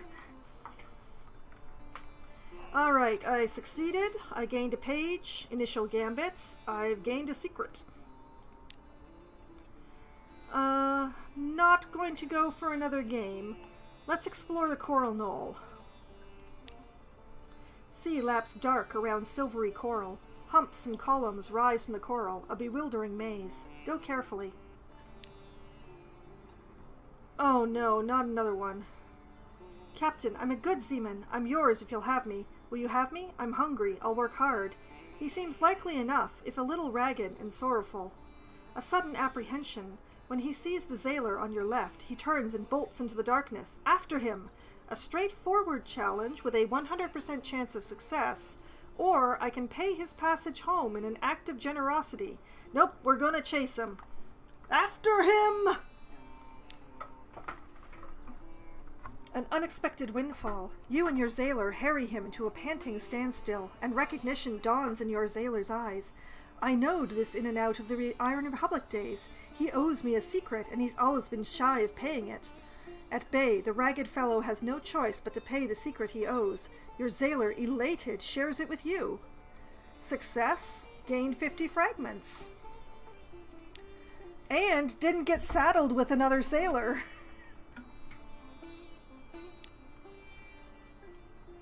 Okay. That's enough of that, I think.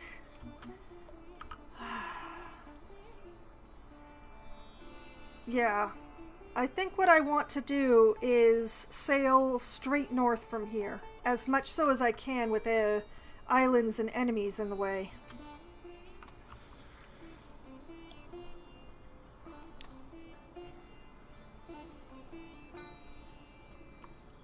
Oh no, this is going to be so close to that eel. No, Mr. Eel, I don't want to be your friend. Oh, you are as fast as I am. That is terrible.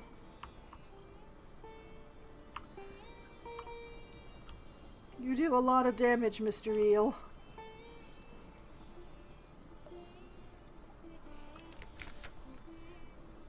Oh, it's burning blue again.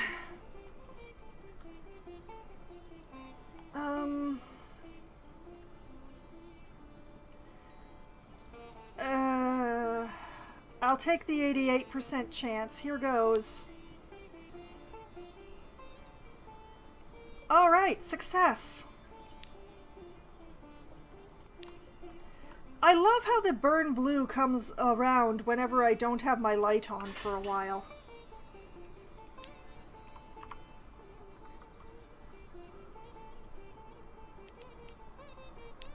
Polythreme.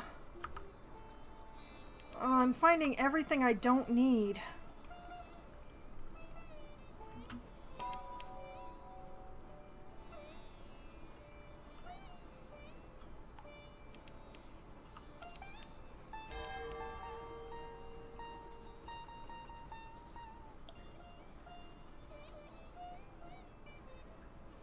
See, I don't think that Mount Palmerston has ever been this far south for me, so I'm not entirely certain what I'm doing here.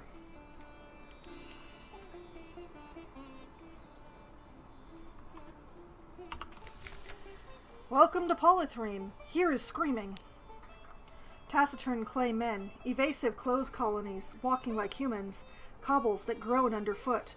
On the hills above, a palace villa of marble, but even that wreathes like buried bones in an earthquake. Gather intelligence? What news from Polythreme? Shore leave! Drink beer that wails from cups that sob, if you like that sort of thing. Carry clay men to London. Are they passengers or cargo? They're certainly the easiest passengers imaginable, just unless one turns out to be an unfinished man.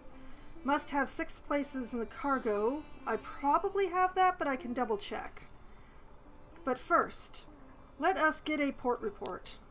What lives? The king with 100 hearts rules from his palace above the city. He is never seen. He makes no treaties with other lands. But there's unrest in the air. The clay men you speak to are obedient and humble, but they speak nervously of those who are not. The maimed, the rebellious, the unfinished. Dun dun dun. Alright. That's a port report. Let's check the hold.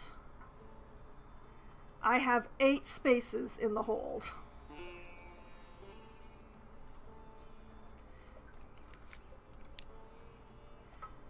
Alright. Let's carry some clay men to London. Are they passengers or cargo? They're certainly the easiest passengers imaginable. They troop aboard. Each one lies down in its appointed position next to the other, nested snugly, head by foot. We are for London, one explains to you. Now have 6 clay men marked for London. I could spend 30 echo to attempt to reduce some terror, but I think I'm all right. Oh, I hate getting out of this port.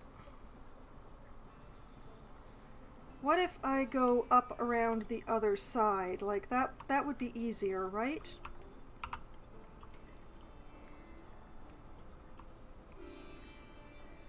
Oh, Sea of Lilies.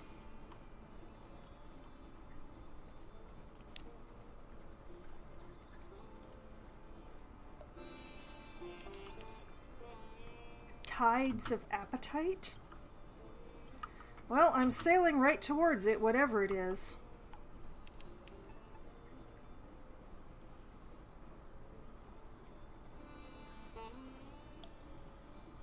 Is this a landing place, or is it just...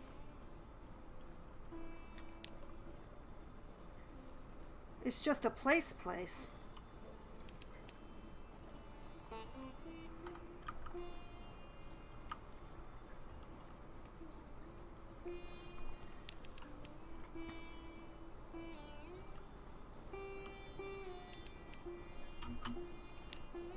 Godfall? I think I see that over there.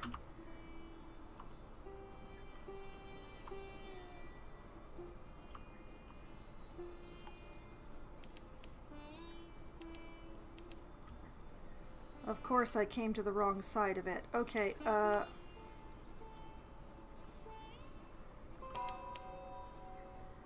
am finding so many things that I'm not looking for.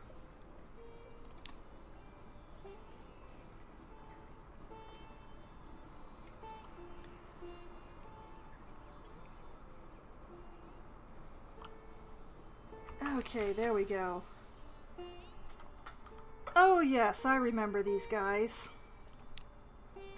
The brawling bearded men who live here call themselves monks. They pay lip service to Saint Stalactite, which fell from the roof, but their chief interests seem to be wine, blood, and shouting. Well, we can't talk to them about wine or blood, so let's talk to them about shouting. Tales.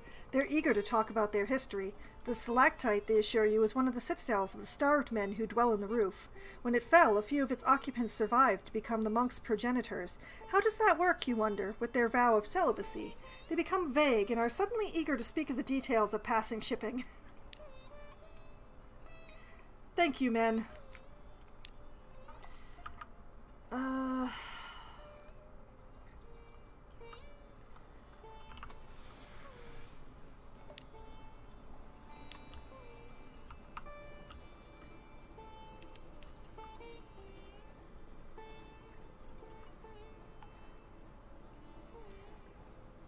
Watch me find the Khanate trying to find Mount Palmerston.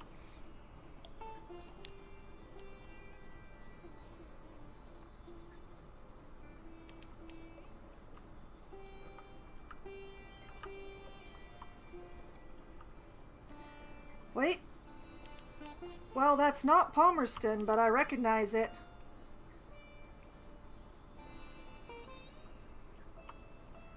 Hello, Frostfound. Towers and ramps and galleries and stairs of ice, raised and spun like an architect's honey dream. No spider ever wove so complex a web. The towers are utterly pristine, untouched by human life, but a pitiable encampment squats by the dock. Well, the Admiralty wanted something here, so... Not quite what I was looking for, but I'll certainly take it.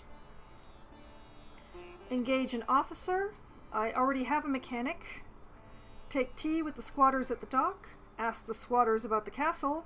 Enter Frostfound. Create a port report. Oh, right. This is the... Okay, create a port report. Bickering amiably. Not all are a Remy or Whitehern. There's the odd researcher and the occasional deranged ice sculptor. Now and then a very cold, very sad rubbery man. But for the most part, an atmosphere of friendly rivalry reigns. Now, this is a rough one. There's an Iremi contact and a Whitehern contact, and they are both high-risk challenges. 22% on the Iremi, and 26 on the Whitehern. And I don't believe, I can raise my mirrors, but I don't believe any of these folks raise my pages. But I believe... Wait, do any of you raise my mirrors? You offer... Yeah, you offer hearts. You offer iron. You offer hearts. You offer veils. Oh no. I can't change my stat.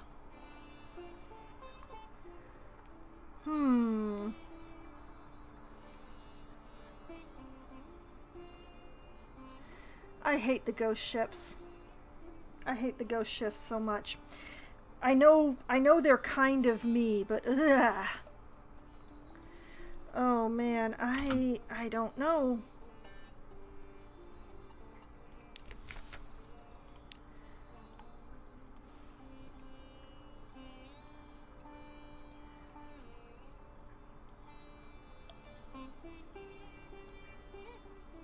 Well, you know what? I'm gonna take some tea. Surprisingly warm welcome. We're keeping the steps for the game of truths, a helpful rill fisher explains as she fills your cup for the third time. Every year, the people of Aram and Wither meet here for... She pauses. Contests, she finished vaguely. The difference between a question and a riddle. One day, someone will prove themselves enough to enter the castle. You spend a pleasant few hours while the tea is supplemented with Iremi liqueurs, pale Whitehern beer, and something the riddle fisher describes blandly as snake cake. They offer you fuel and supplies before you leave. We keep enough to spare, the riddle fisher grins. From time to time, a captain gets lost and comes up here, and we always feel bad for them. Gained a supply, gained a fuel, lost 10 terror. I honestly don't know what to do about this port report. I don't have any way of I don't have any way of increasing these stats to make these challenges any easier.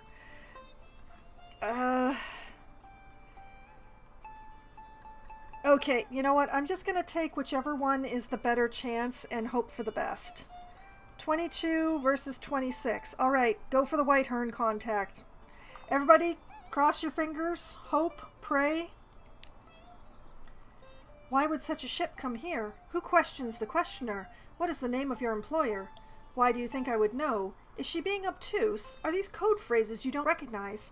Has the Khanate employed a counter-agent to bewilder you? Will these questions ever end? You are forced to give up. The mission is a failure. Okay. Great, thanks. Alright.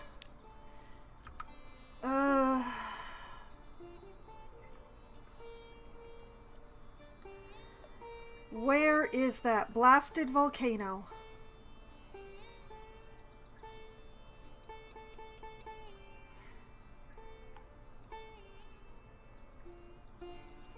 Okay, you know what? I'm gonna try, like, this area over here.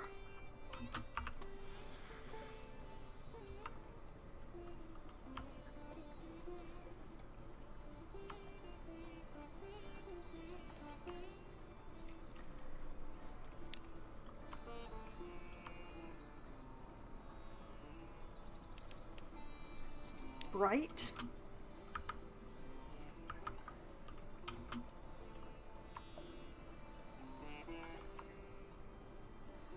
I'm gonna find everything but Mount Palmerston.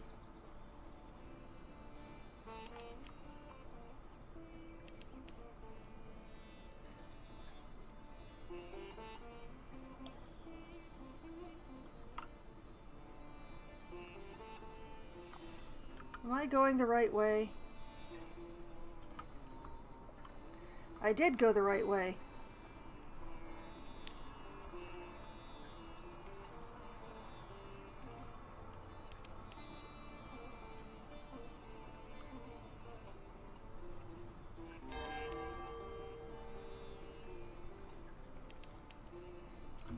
Wait, wait. Brimstone on the wind.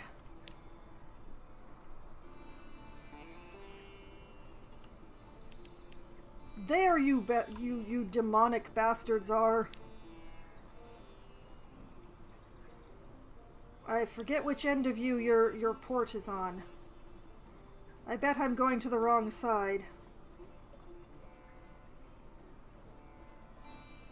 No, wait, there it is. Why do you always have a snowstorm around you? Is there something you want to tell me? But I found it. I don't have to take these stupid souls back to London again.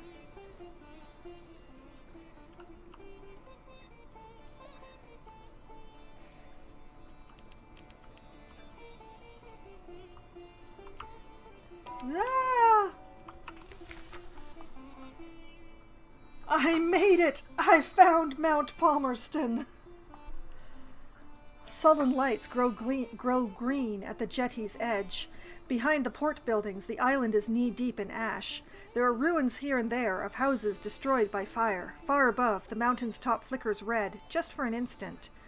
I can explore the island. I can engage an officer, the merciless Modiste. She's locked. I don't know why. Oh, because I don't have parabola linen. Chat to the port folk about the Brimstone Convention. Deliver smuggled souls. Dig among the ruins. Yes, here we go. Chat to the port folk about the Brimstone Convention for a port report. There was a revolution in hell, and the aristocracy of devils fled here. Here they plot in exile. A shrug and a curse. They don't do us any harm. They stay up there, and we stay down here. If hell's fighting itself, that's good for us all, isn't it? You know, you're not entirely wrong. Alright, deliver the smuggled souls. A hooded figure with a lantern waits at the far end of the quay. A hurried exchange. You give the hooded shape a sign of recognition. It hisses the reply you expected. You hand over the crate and receive a chitty marked with thief's sign. Alright, I no longer have the crate of unstamped brilliant souls. Yay! Okay. Anything else? You know what, let's explore. Tangles of thorn scrub climb the rocky slopes of the volcano. At the heart of a salty little bog, you come upon a pulsing mound of blemigans. They are rich, dark purple, like viscera, perhaps, or blackberries. They chitter as they swarm. The sound is like pebbles on a beach. Be careful. A single blemigan is a nuisance. 100 are a calamity. Assault the colony, repulsive creatures. Take what you can. A very chancy challenge with a 42% chance. Or observe the colony. Fascinating creatures. Learn what you can. A tough challenge with a 33. 33 versus 42. That's very close, but as usual, I'm going to take the higher percentage. Repulsive. Fire into the purple mass. Dozens of blemigans fall, but hundreds remain. They seethe across the bog, leaping across back gaps of standing water, maws agape. Your crew's volleys falter, and the blemigans fall on them.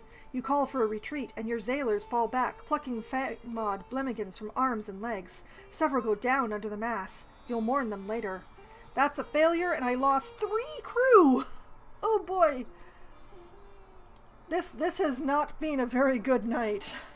I mean, the death tracker is getting a workout, but okay, 17 plus 3 is, oh boy. We have lost 20 this night. Oh boy. This is going to be a slow trip back to London. That's bad. Okay,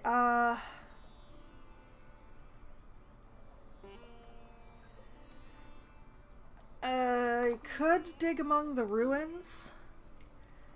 I'm not feeling very good after that failure, though. No, I will pass on that.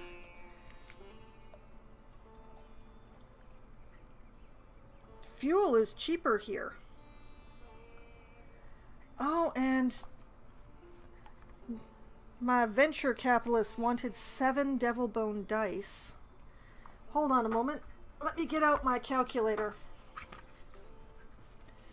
Alright, 19 times 7 equals 133. Alright, alright. I'll try it.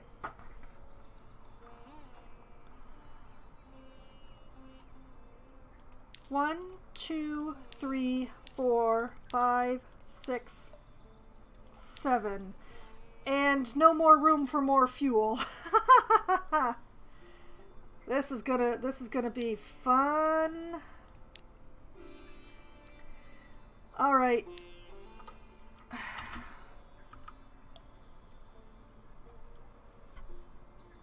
Probably the fastest way back to London would actually be to go diagonally,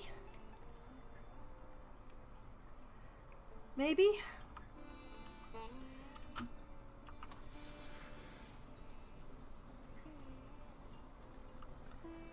I can't believe I had enough cargo space.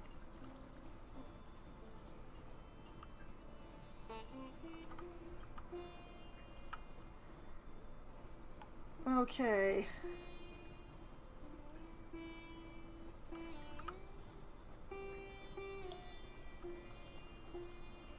And I noticed that bat-marked places do not stay on the map, so... Oh, pirates. Of course. Why would there be anything other than pirates?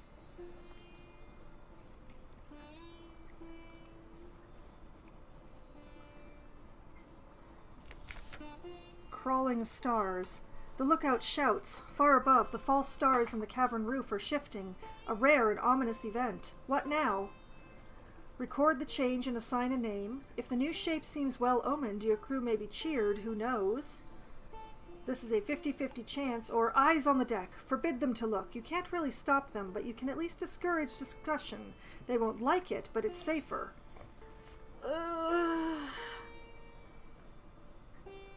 I will try the 50-50. The Z-Bat. Bats is luck, a Gap 2 stoker avers. All agree. Leathery, but lucky. Lost 5 terror. Well, that's good. Seeing as I'm about to gain it all back again and trying to avoid that ship over there.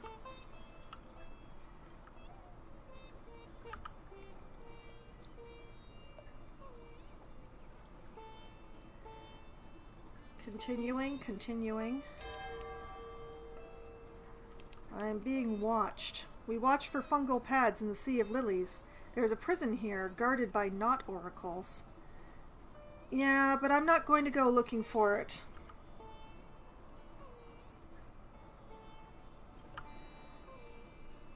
This is a good diagonal. I'd like to keep on this diagonal.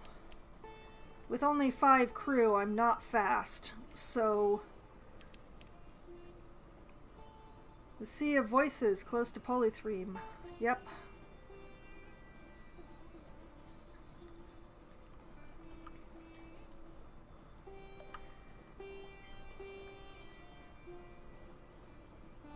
Yeah. Oh, that... the seafloor is moving. Oh, no. Oh.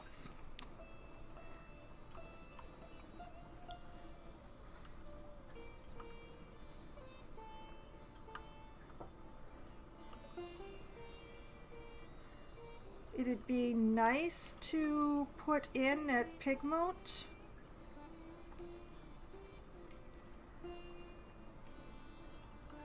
I'm not going to stop at Polythreme again. I've already been there.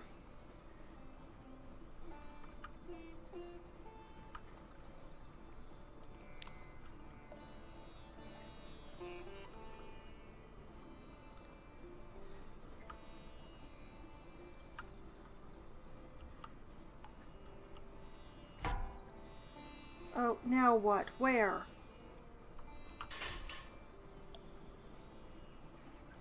Is that because of that skull face in the seafloor? Is that what you're implying? Or is it because of those guys behind me? They're slow and I'm sneaky.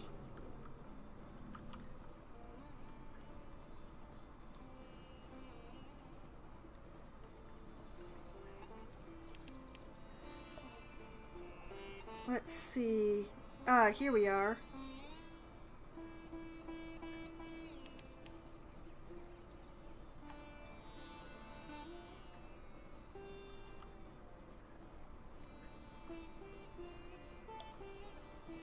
The hull has definitely seen better days, but being sneaky is helping.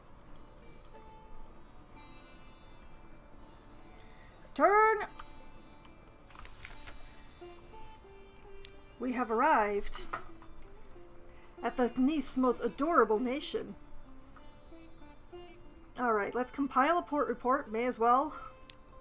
Captain Whiskers, the Admiralty calls you, so you've heard. At least they pay you to laugh at your reports.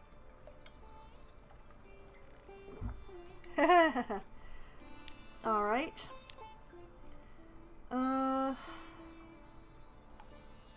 It's gonna make my stream run long again, but let's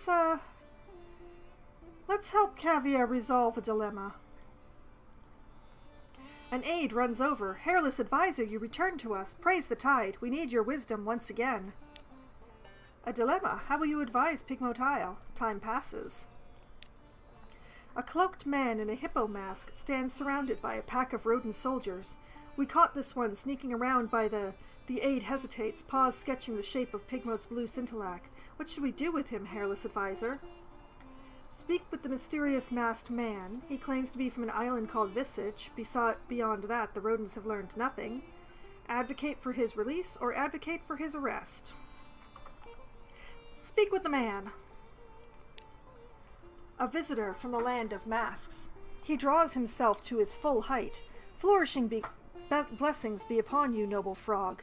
The light of our lost left eye draws our gaze. I came but to confirm it is as our scryers foretold, and the speech goes on for some time. Damn it, is there anyone in the Neath that doesn't covet Cavia's lump of blue scintillac? Okay, so we can strengthen their civilization by advocating for his release, or we can increase their might by advocating for his arrest. I'm going to choose civilization. Advocate for his release. Pygmote Isle is not ready to handle the repercussions of imprisoning or executing a citizen of another nation. A treasure for all to admire. The man from Visage is released, free to tell stories of what he saw here. In time, others will no doubt come to see for themselves. That will increase Cavia's legitimacy. A furry general grumbles about the additional burden of handling visitors. Alright. The civilization is now at 3, struggling, and I've gained more fragments.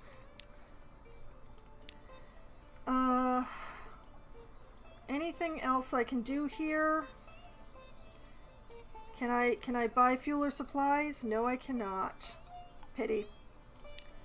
Okay.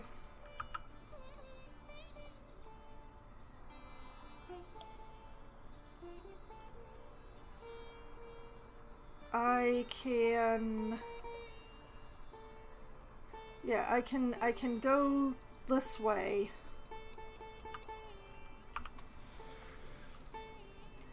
And hopefully get back to London before too long.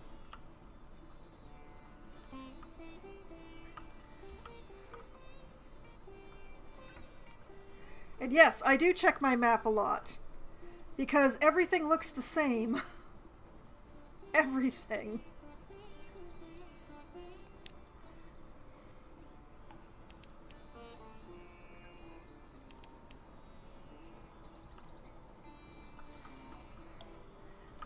Especially in these areas.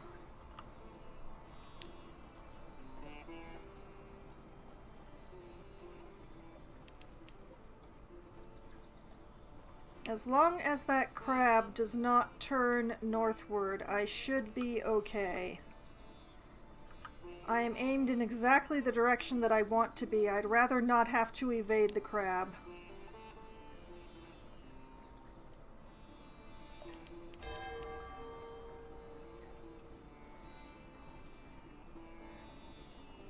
I do not have the guns to deal with that crab.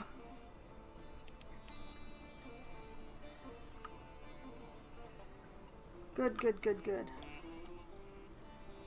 I'm just gonna turn up this way.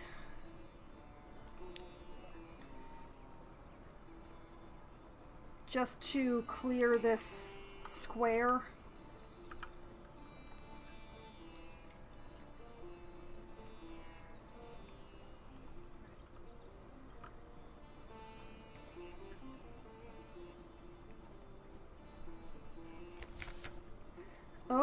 Oh no!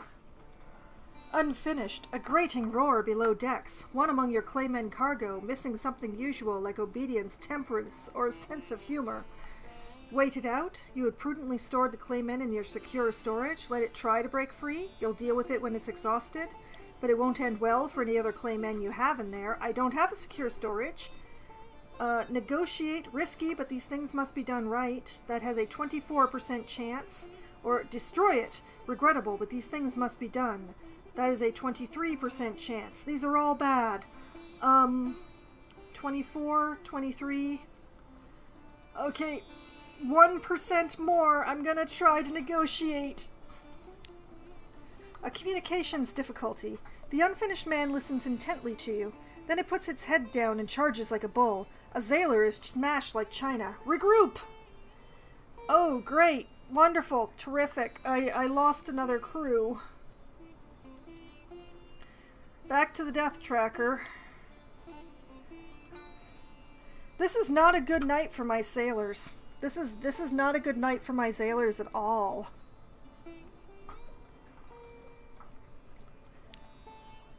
Ugh. I have to keep trying. Hello, Thor. Good morning to you. Good night to me. I'm having a bad time. Negotiate. Lost another crew. Okay, back to the death tracker. I am very unlucky.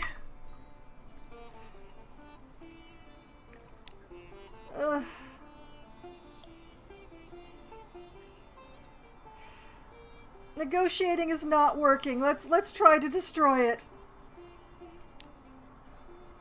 Failure! Lost another crew. Bullets were powerless, clubs barely more so. At last you finished it yourself with a sledgehammer, not before it had wreaked havoc among your crew. No! There goes another one. It's a very bad night to be one of my crew. It's a very, very bad night to be one of my crew. Oh, man.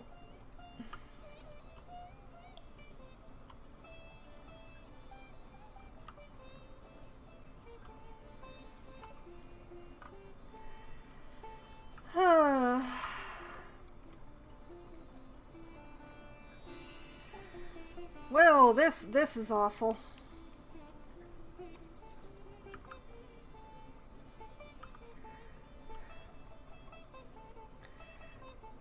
When you have this few crew, as you may notice, the ship becomes rather, it's like sailing through glue is what it is.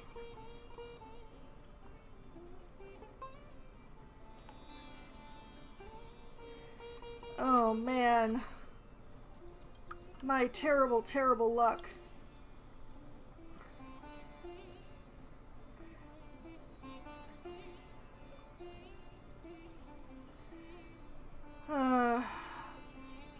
I should have gone for violence the first time around, then I would have only lost one crew member.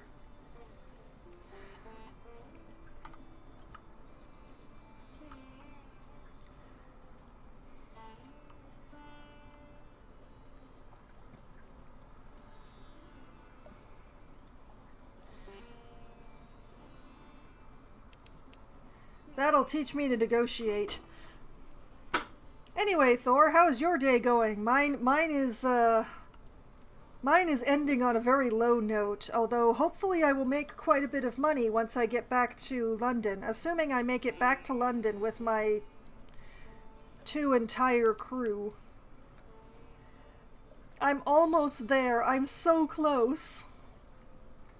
Come on, London.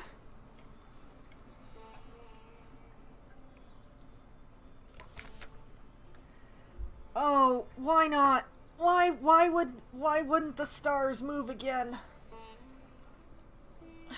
Okay, the false stars are shifting. 50-50 or eyes on the deck. I don't care, there's only 2 of you. Oh, it's 6 o'clock in the morning, my goodness. What an odd thing you've chosen to wake up with, Thor. Are you familiar at all with the game that I'm playing here, Sunless Sea? It's a sort of a horror sailing game, in a way, with a deep Lovecraftian tinges. Lovecraft is an odd thing to wake up to. Alright, I'm gonna try the 50-50. I just don't care anymore. Pigs. This one sailor sighs. It's always pigs. What's wrong with pigs? The bosun shakes a solemn head. Never ask about pigs at sea, he insists. Unlucky, gained a terror. Wake up and start Twitch. Well, yeah, I've been known to do that myself, but I was more of a wake up and watch some Lovecraftian sea horror is more unusual. Oh, I can see London. I can see the edge of it.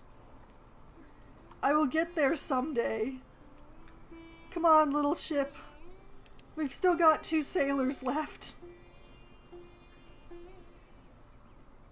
Oh man, it's slow. Tonight has not been a good night to be a member of my crew. As you can tell from the death counter, it's been, it's been a rough night for my crew. And for me. This is my second life tonight. Oh, there's London. I'm so close. I'm almost there. I can almost touch it. Come on, little boat. Would it help if I got out and pushed? Good Lord. Come on. This is my top speed.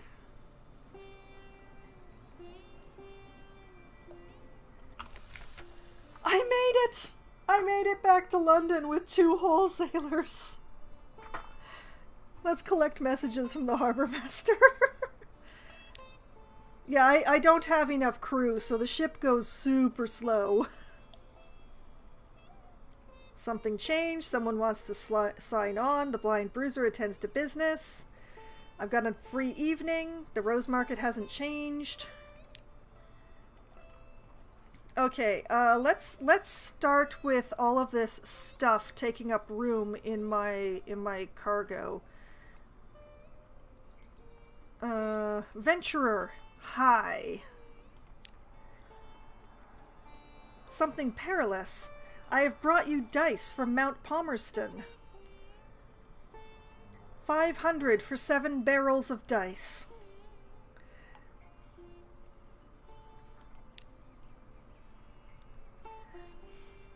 When I was a boy, I asked my nurse, when you break a law, what happens to the pieces? Now I know, but I need something else.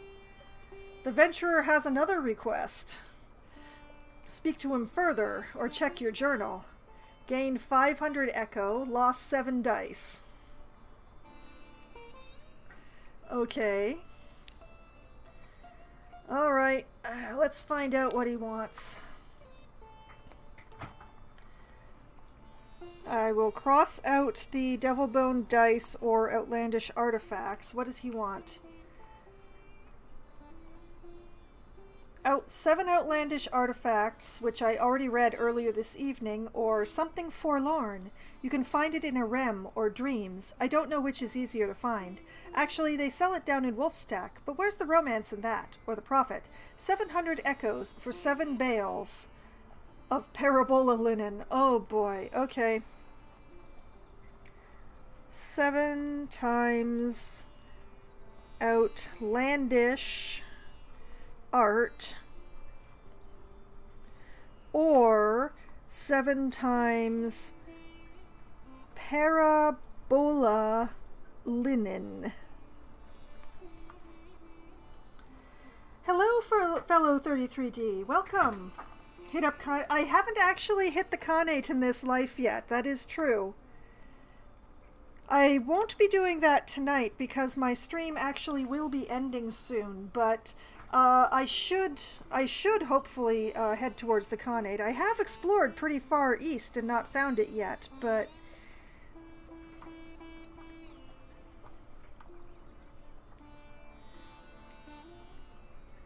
need more coffee. Oh, I know.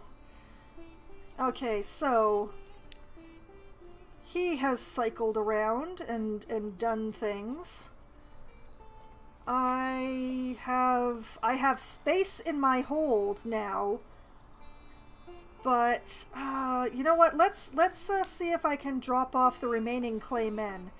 Deliver clay men. This is where they wanted to be, or at least where they're supposed to be. Oh, this isn't my first run. It's just I've never actually defeated this game. I did lose my captain earlier this evening in the stream, and so this is a brand new life that I started up. This is Felicia. I've been naming my captains in alphabetical order, so you know exactly how many I've gone through. So I'm sort of familiar with the game, but I've never actually beaten it, and I definitely do not play it at peak efficiency. I am not an efficiency player. I am relentlessly average, as my tagline goes. Okay, so let's deliver the clay men, the ones that remain. One by one, they rise uncomplainingly, with no trace of stiffness or discomfort from the long voyage. The deck resounds beneath their heavy tread. A shroom yard manager waits on dock, tapping her foot. About time, she says. Here's your payment. Come along now, you. There's a good construct. Upload it all to YouTube. It's Pog. I have, actually. I have been uploading all of my plays to YouTube.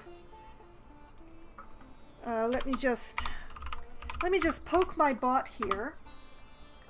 There.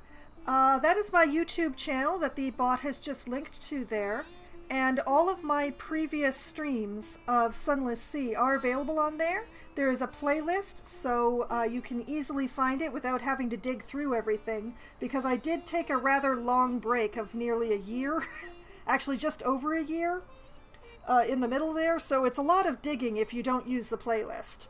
But yeah, all of my attempts are in there, and all of my failures. Okay, 100 Echo, no more clay men. Much more space in my hold. Let's head off and turn in the port reports.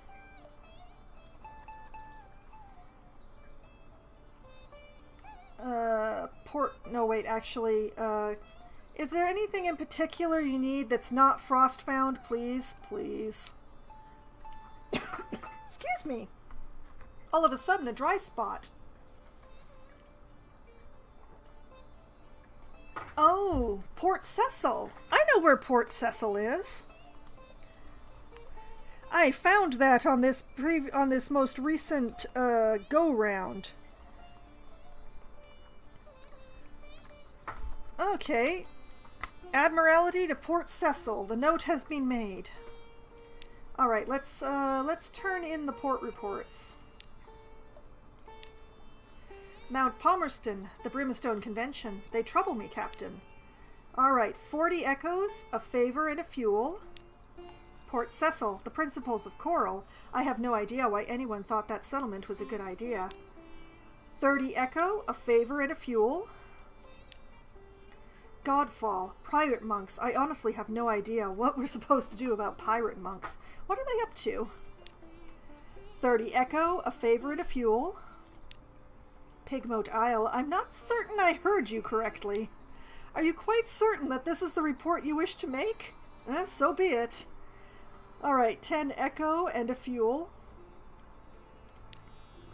Polythreme, the king with 100 hearts. What a useful fellow. Without his exports, I'd be delivering my own coal. That is 1 favor 50 echo and a fuel. Frost found. Is it as beautiful as they say? I doubt it. Poets are notorious liars, but liars make bad poets. A paradox, isn't it? Never mind. Your report? Alright, 30 echo, a fuel, and a favor. Demo Island. 20 echoes and a fuel. And that is it for that bit.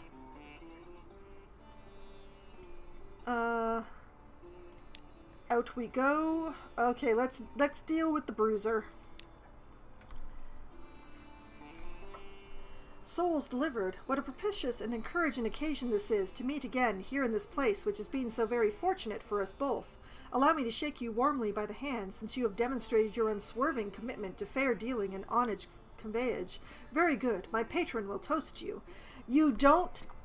Stop trying to butter me. I am done with you.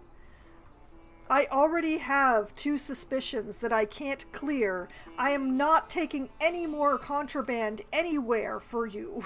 No, absolutely not. Refuse payment and announce to the blind bruiser that this pays my debt, and I am done. I am done. Oh, fresh coffee. I am envious. I am not allowed to have coffee because for me it is nearly 12:30 at night. And yeah, I'm not allowed to have coffee until it's daylight again. Not because of the caffeine, but because of the acid. Oh man, I love coffee. Alright, refusing payment. Hello, Yuki Scarlet. Welcome. Only recently saw a first-time playthrough of this game, only a few hours. Felt intensely addicted to the quirks of the game. Oh yes, it's quite something, this one. And personally, I feel that one of my strengths as a streamer is my reading voice. And this game gives me an awful lot to read, which means that it works really well for me. Alright, enough with this debt. Noble disappointment. I will not pretend that this has improved my evening. On the contrary, it has left me a deep sadness in my heart. Notwithstanding, however, I might say that you have acquitted yourself honorably, and I do not think my patron will feel the need to pursue the matter further. Not at this time. As long as you keep your mouth, he leans close, tight, snap shut. Good night. Refuse the proposal. Shoo, get out of my life. Away with you. Okay, alright, let's hit up the lodgings and read the morning papers. The Echo Bazaar, that enigmatic marketplace, has increased its tax on love stories. Oh yes, this is the one that I read before. Okay. Lost to Terror.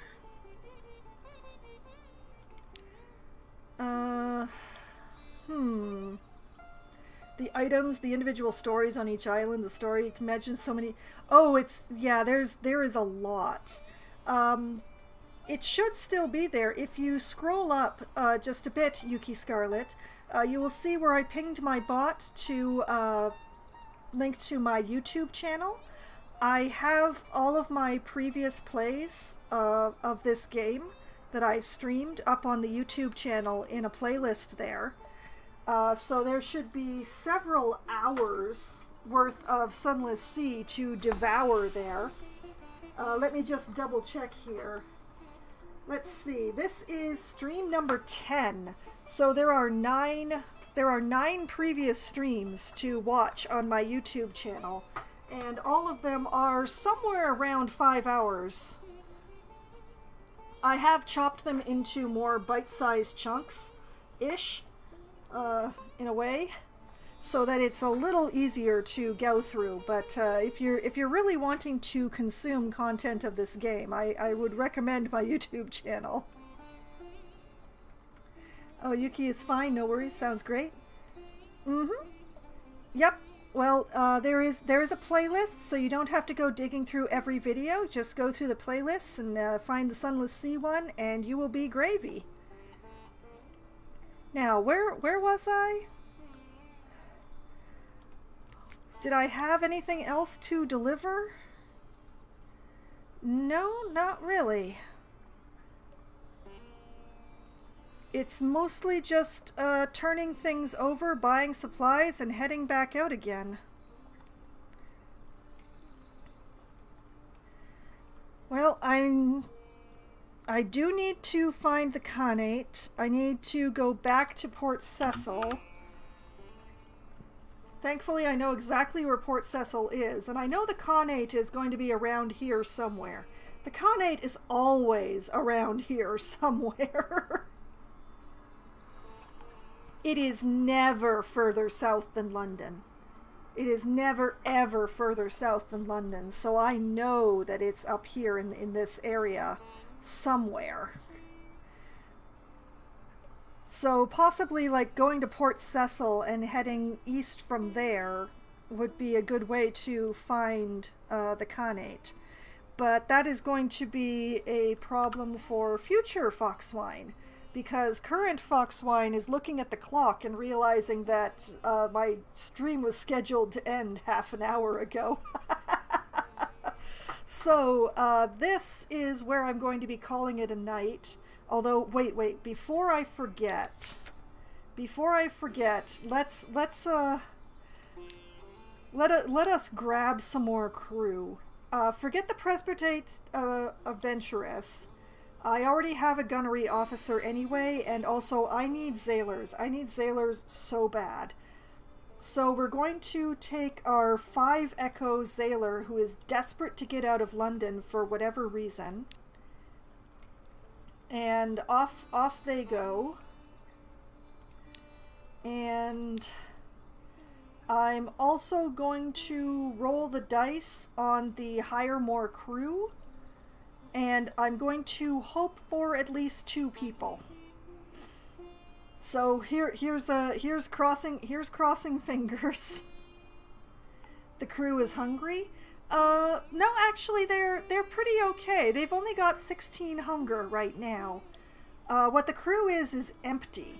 I only have 3 out of a possible 10 sailors, and I usually like to run around with 8. So we're gonna cross our fingers and hope that the hire on more crew is going to get me at least 2 sailors. Here goes.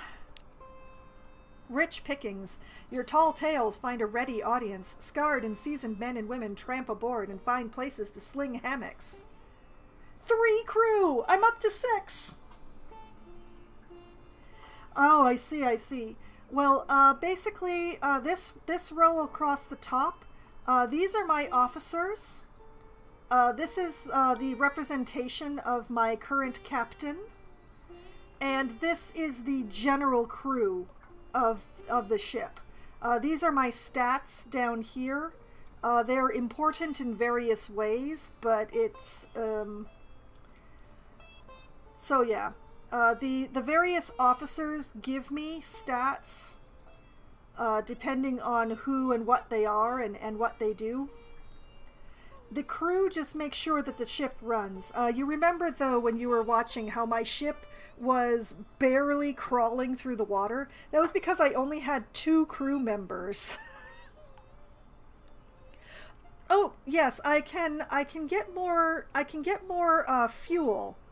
I can get more fuel with Admiralty favor, but food supplies I cannot. Basically, if you go to the dry dock, you can use your Admiralty favor to visit the fuel stores to get a variable amount of fuel. Unfortunately, you can't use your Admiralty favor to buy food. You can only use it for fuel. Or if you're really damaged, you can also use your Admiralty favor to completely repair your hull for only 25 echoes. Now, I'm kind of damaged right now, but I'm not fully damaged, so I'm going to think about whether or not I want to run repairs. But for the most part, I have... This little bit up here is my money. I have 1,398 coin, so I can afford to buy more supplies since I went on. I still have 9 food left over from my trip, from the trip that I just returned from. But I will need more supplies. I will need more fuel and more food to go out exploring some more. And yeah, I needed to hire more crew because due to various events out at sea, I was down to only 2 crew members and my ship was barely moving.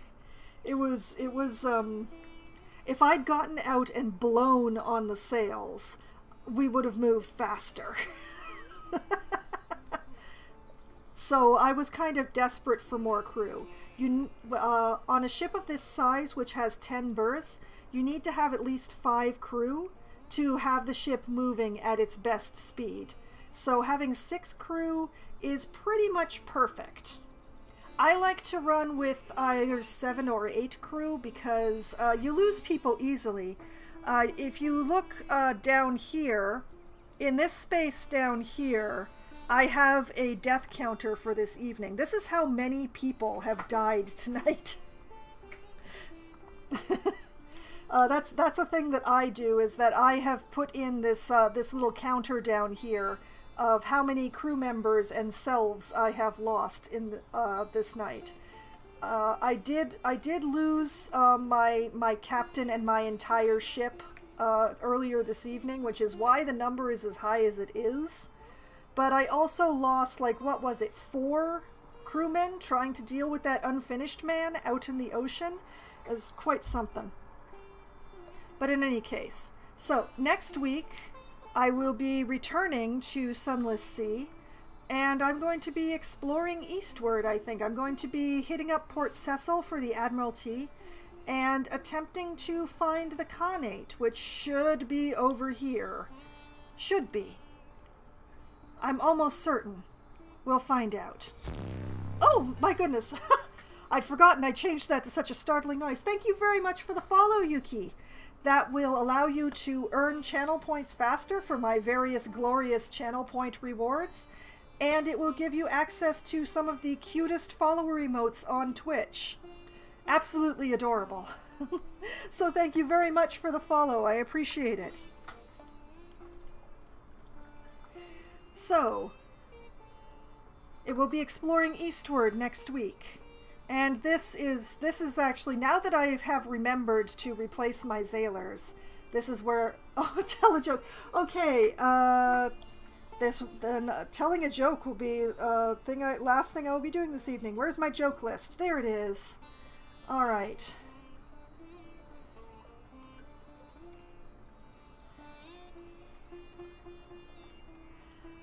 Here we go. Why were the utensils stuck together? They were spooning.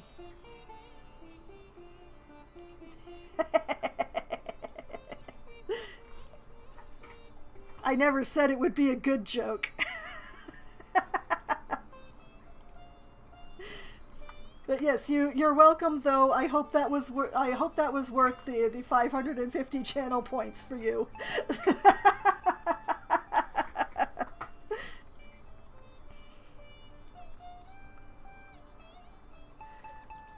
But yes, I do. I have a 17-page document full of jokes here on my desktop, just waiting, constantly waiting. I also use it for other purposes, but you know. No, don't ask what I'm using a 17-page document worth of jokes for, other than the channel point rewards. You may not like the answer. Well, actually, you'll probably find the answer amusing, but still. This is where I'm going to be ending tonight, on a very terrible joke. Thank you very much, Thor. And I'm going to do it again because this is my habit. I'm going to have my bot linked to my YouTube for you again. That is where you will find all of my previous streams, all organized together into lovely playlists according to game, to make it real easy. Oh, okay. Have an excellent day then, though. I hope that work is really nice to you. And a good evening to you too, Yuki. And I will be back streaming again on Sunday night, starting at 10 p.m. Eastern Time. I will be playing Baldur's Gate. the original one, although in the enhanced edition, which means that even though I have finished... Oh, it's a holiday! Even better, Thor! I finished the main plot in Baldur's Gate, but the enhanced edition has the Siege of Dragonspear bundled in with it that goes right after the main plot. So I'm working my way through the Siege of Dragonspear now, and I've actually been asked to go to Dragonspear as of the last stream that I last week's stream.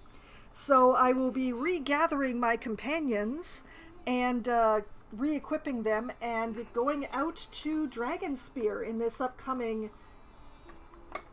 stream on Sunday in Baldur's Gate. And then I will be back again on Monday night, starting at 7 p.m. Eastern Time. I will be playing Cities Skylines. I will be continuing to work on my city of Pepper Lake, which lacks a lake entirely, but will supposedly be hit by tornadoes because it is a scenario in Cities Skylines that is called Tornado Country. So I am trying desperately to grow my population. Valheim is on Wednesdays, Thor. I will get to that as I babble. So yes, on Monday I will be attempting to grow my city's population and prepare for the upcoming tornado, which I am expecting any time now. I'm just waiting for that shoe to drop and for the tornado to come. And then on Wednesday, starting at as close to 7 p.m. as we can get enough people together to form a room, I will be playing with my friends. We'll be playing either a Pictionary-like game called Scribble It, if we don't have enough people for an Among Us room, or an Among Us room if we do have enough people for an Among Us room, or both, as people come and go and all that sort of fun jazz. And then at around 10 p.m. Eastern Time, when my friends who have day jobs turn into pumpkins, I switch over to a solo game of Valheim, where I run around and explore and build things and have a grand time dying to undead swamp monsters and all of that glorious stuff that Thor discovered this last night, and apparently that you liked, which I'm very glad. Valheim's a lot of fun, so I'm glad that you liked it. And then, next Thursday night, starting at 7 p.m. Eastern Time, I will be returning to Sunless Sea for Try Not to Die Thursday. And I really failed at trying not to die this week, but we'll see what happens next week as I explore eastward and ever eastward. So, that is the upcoming week in my schedule.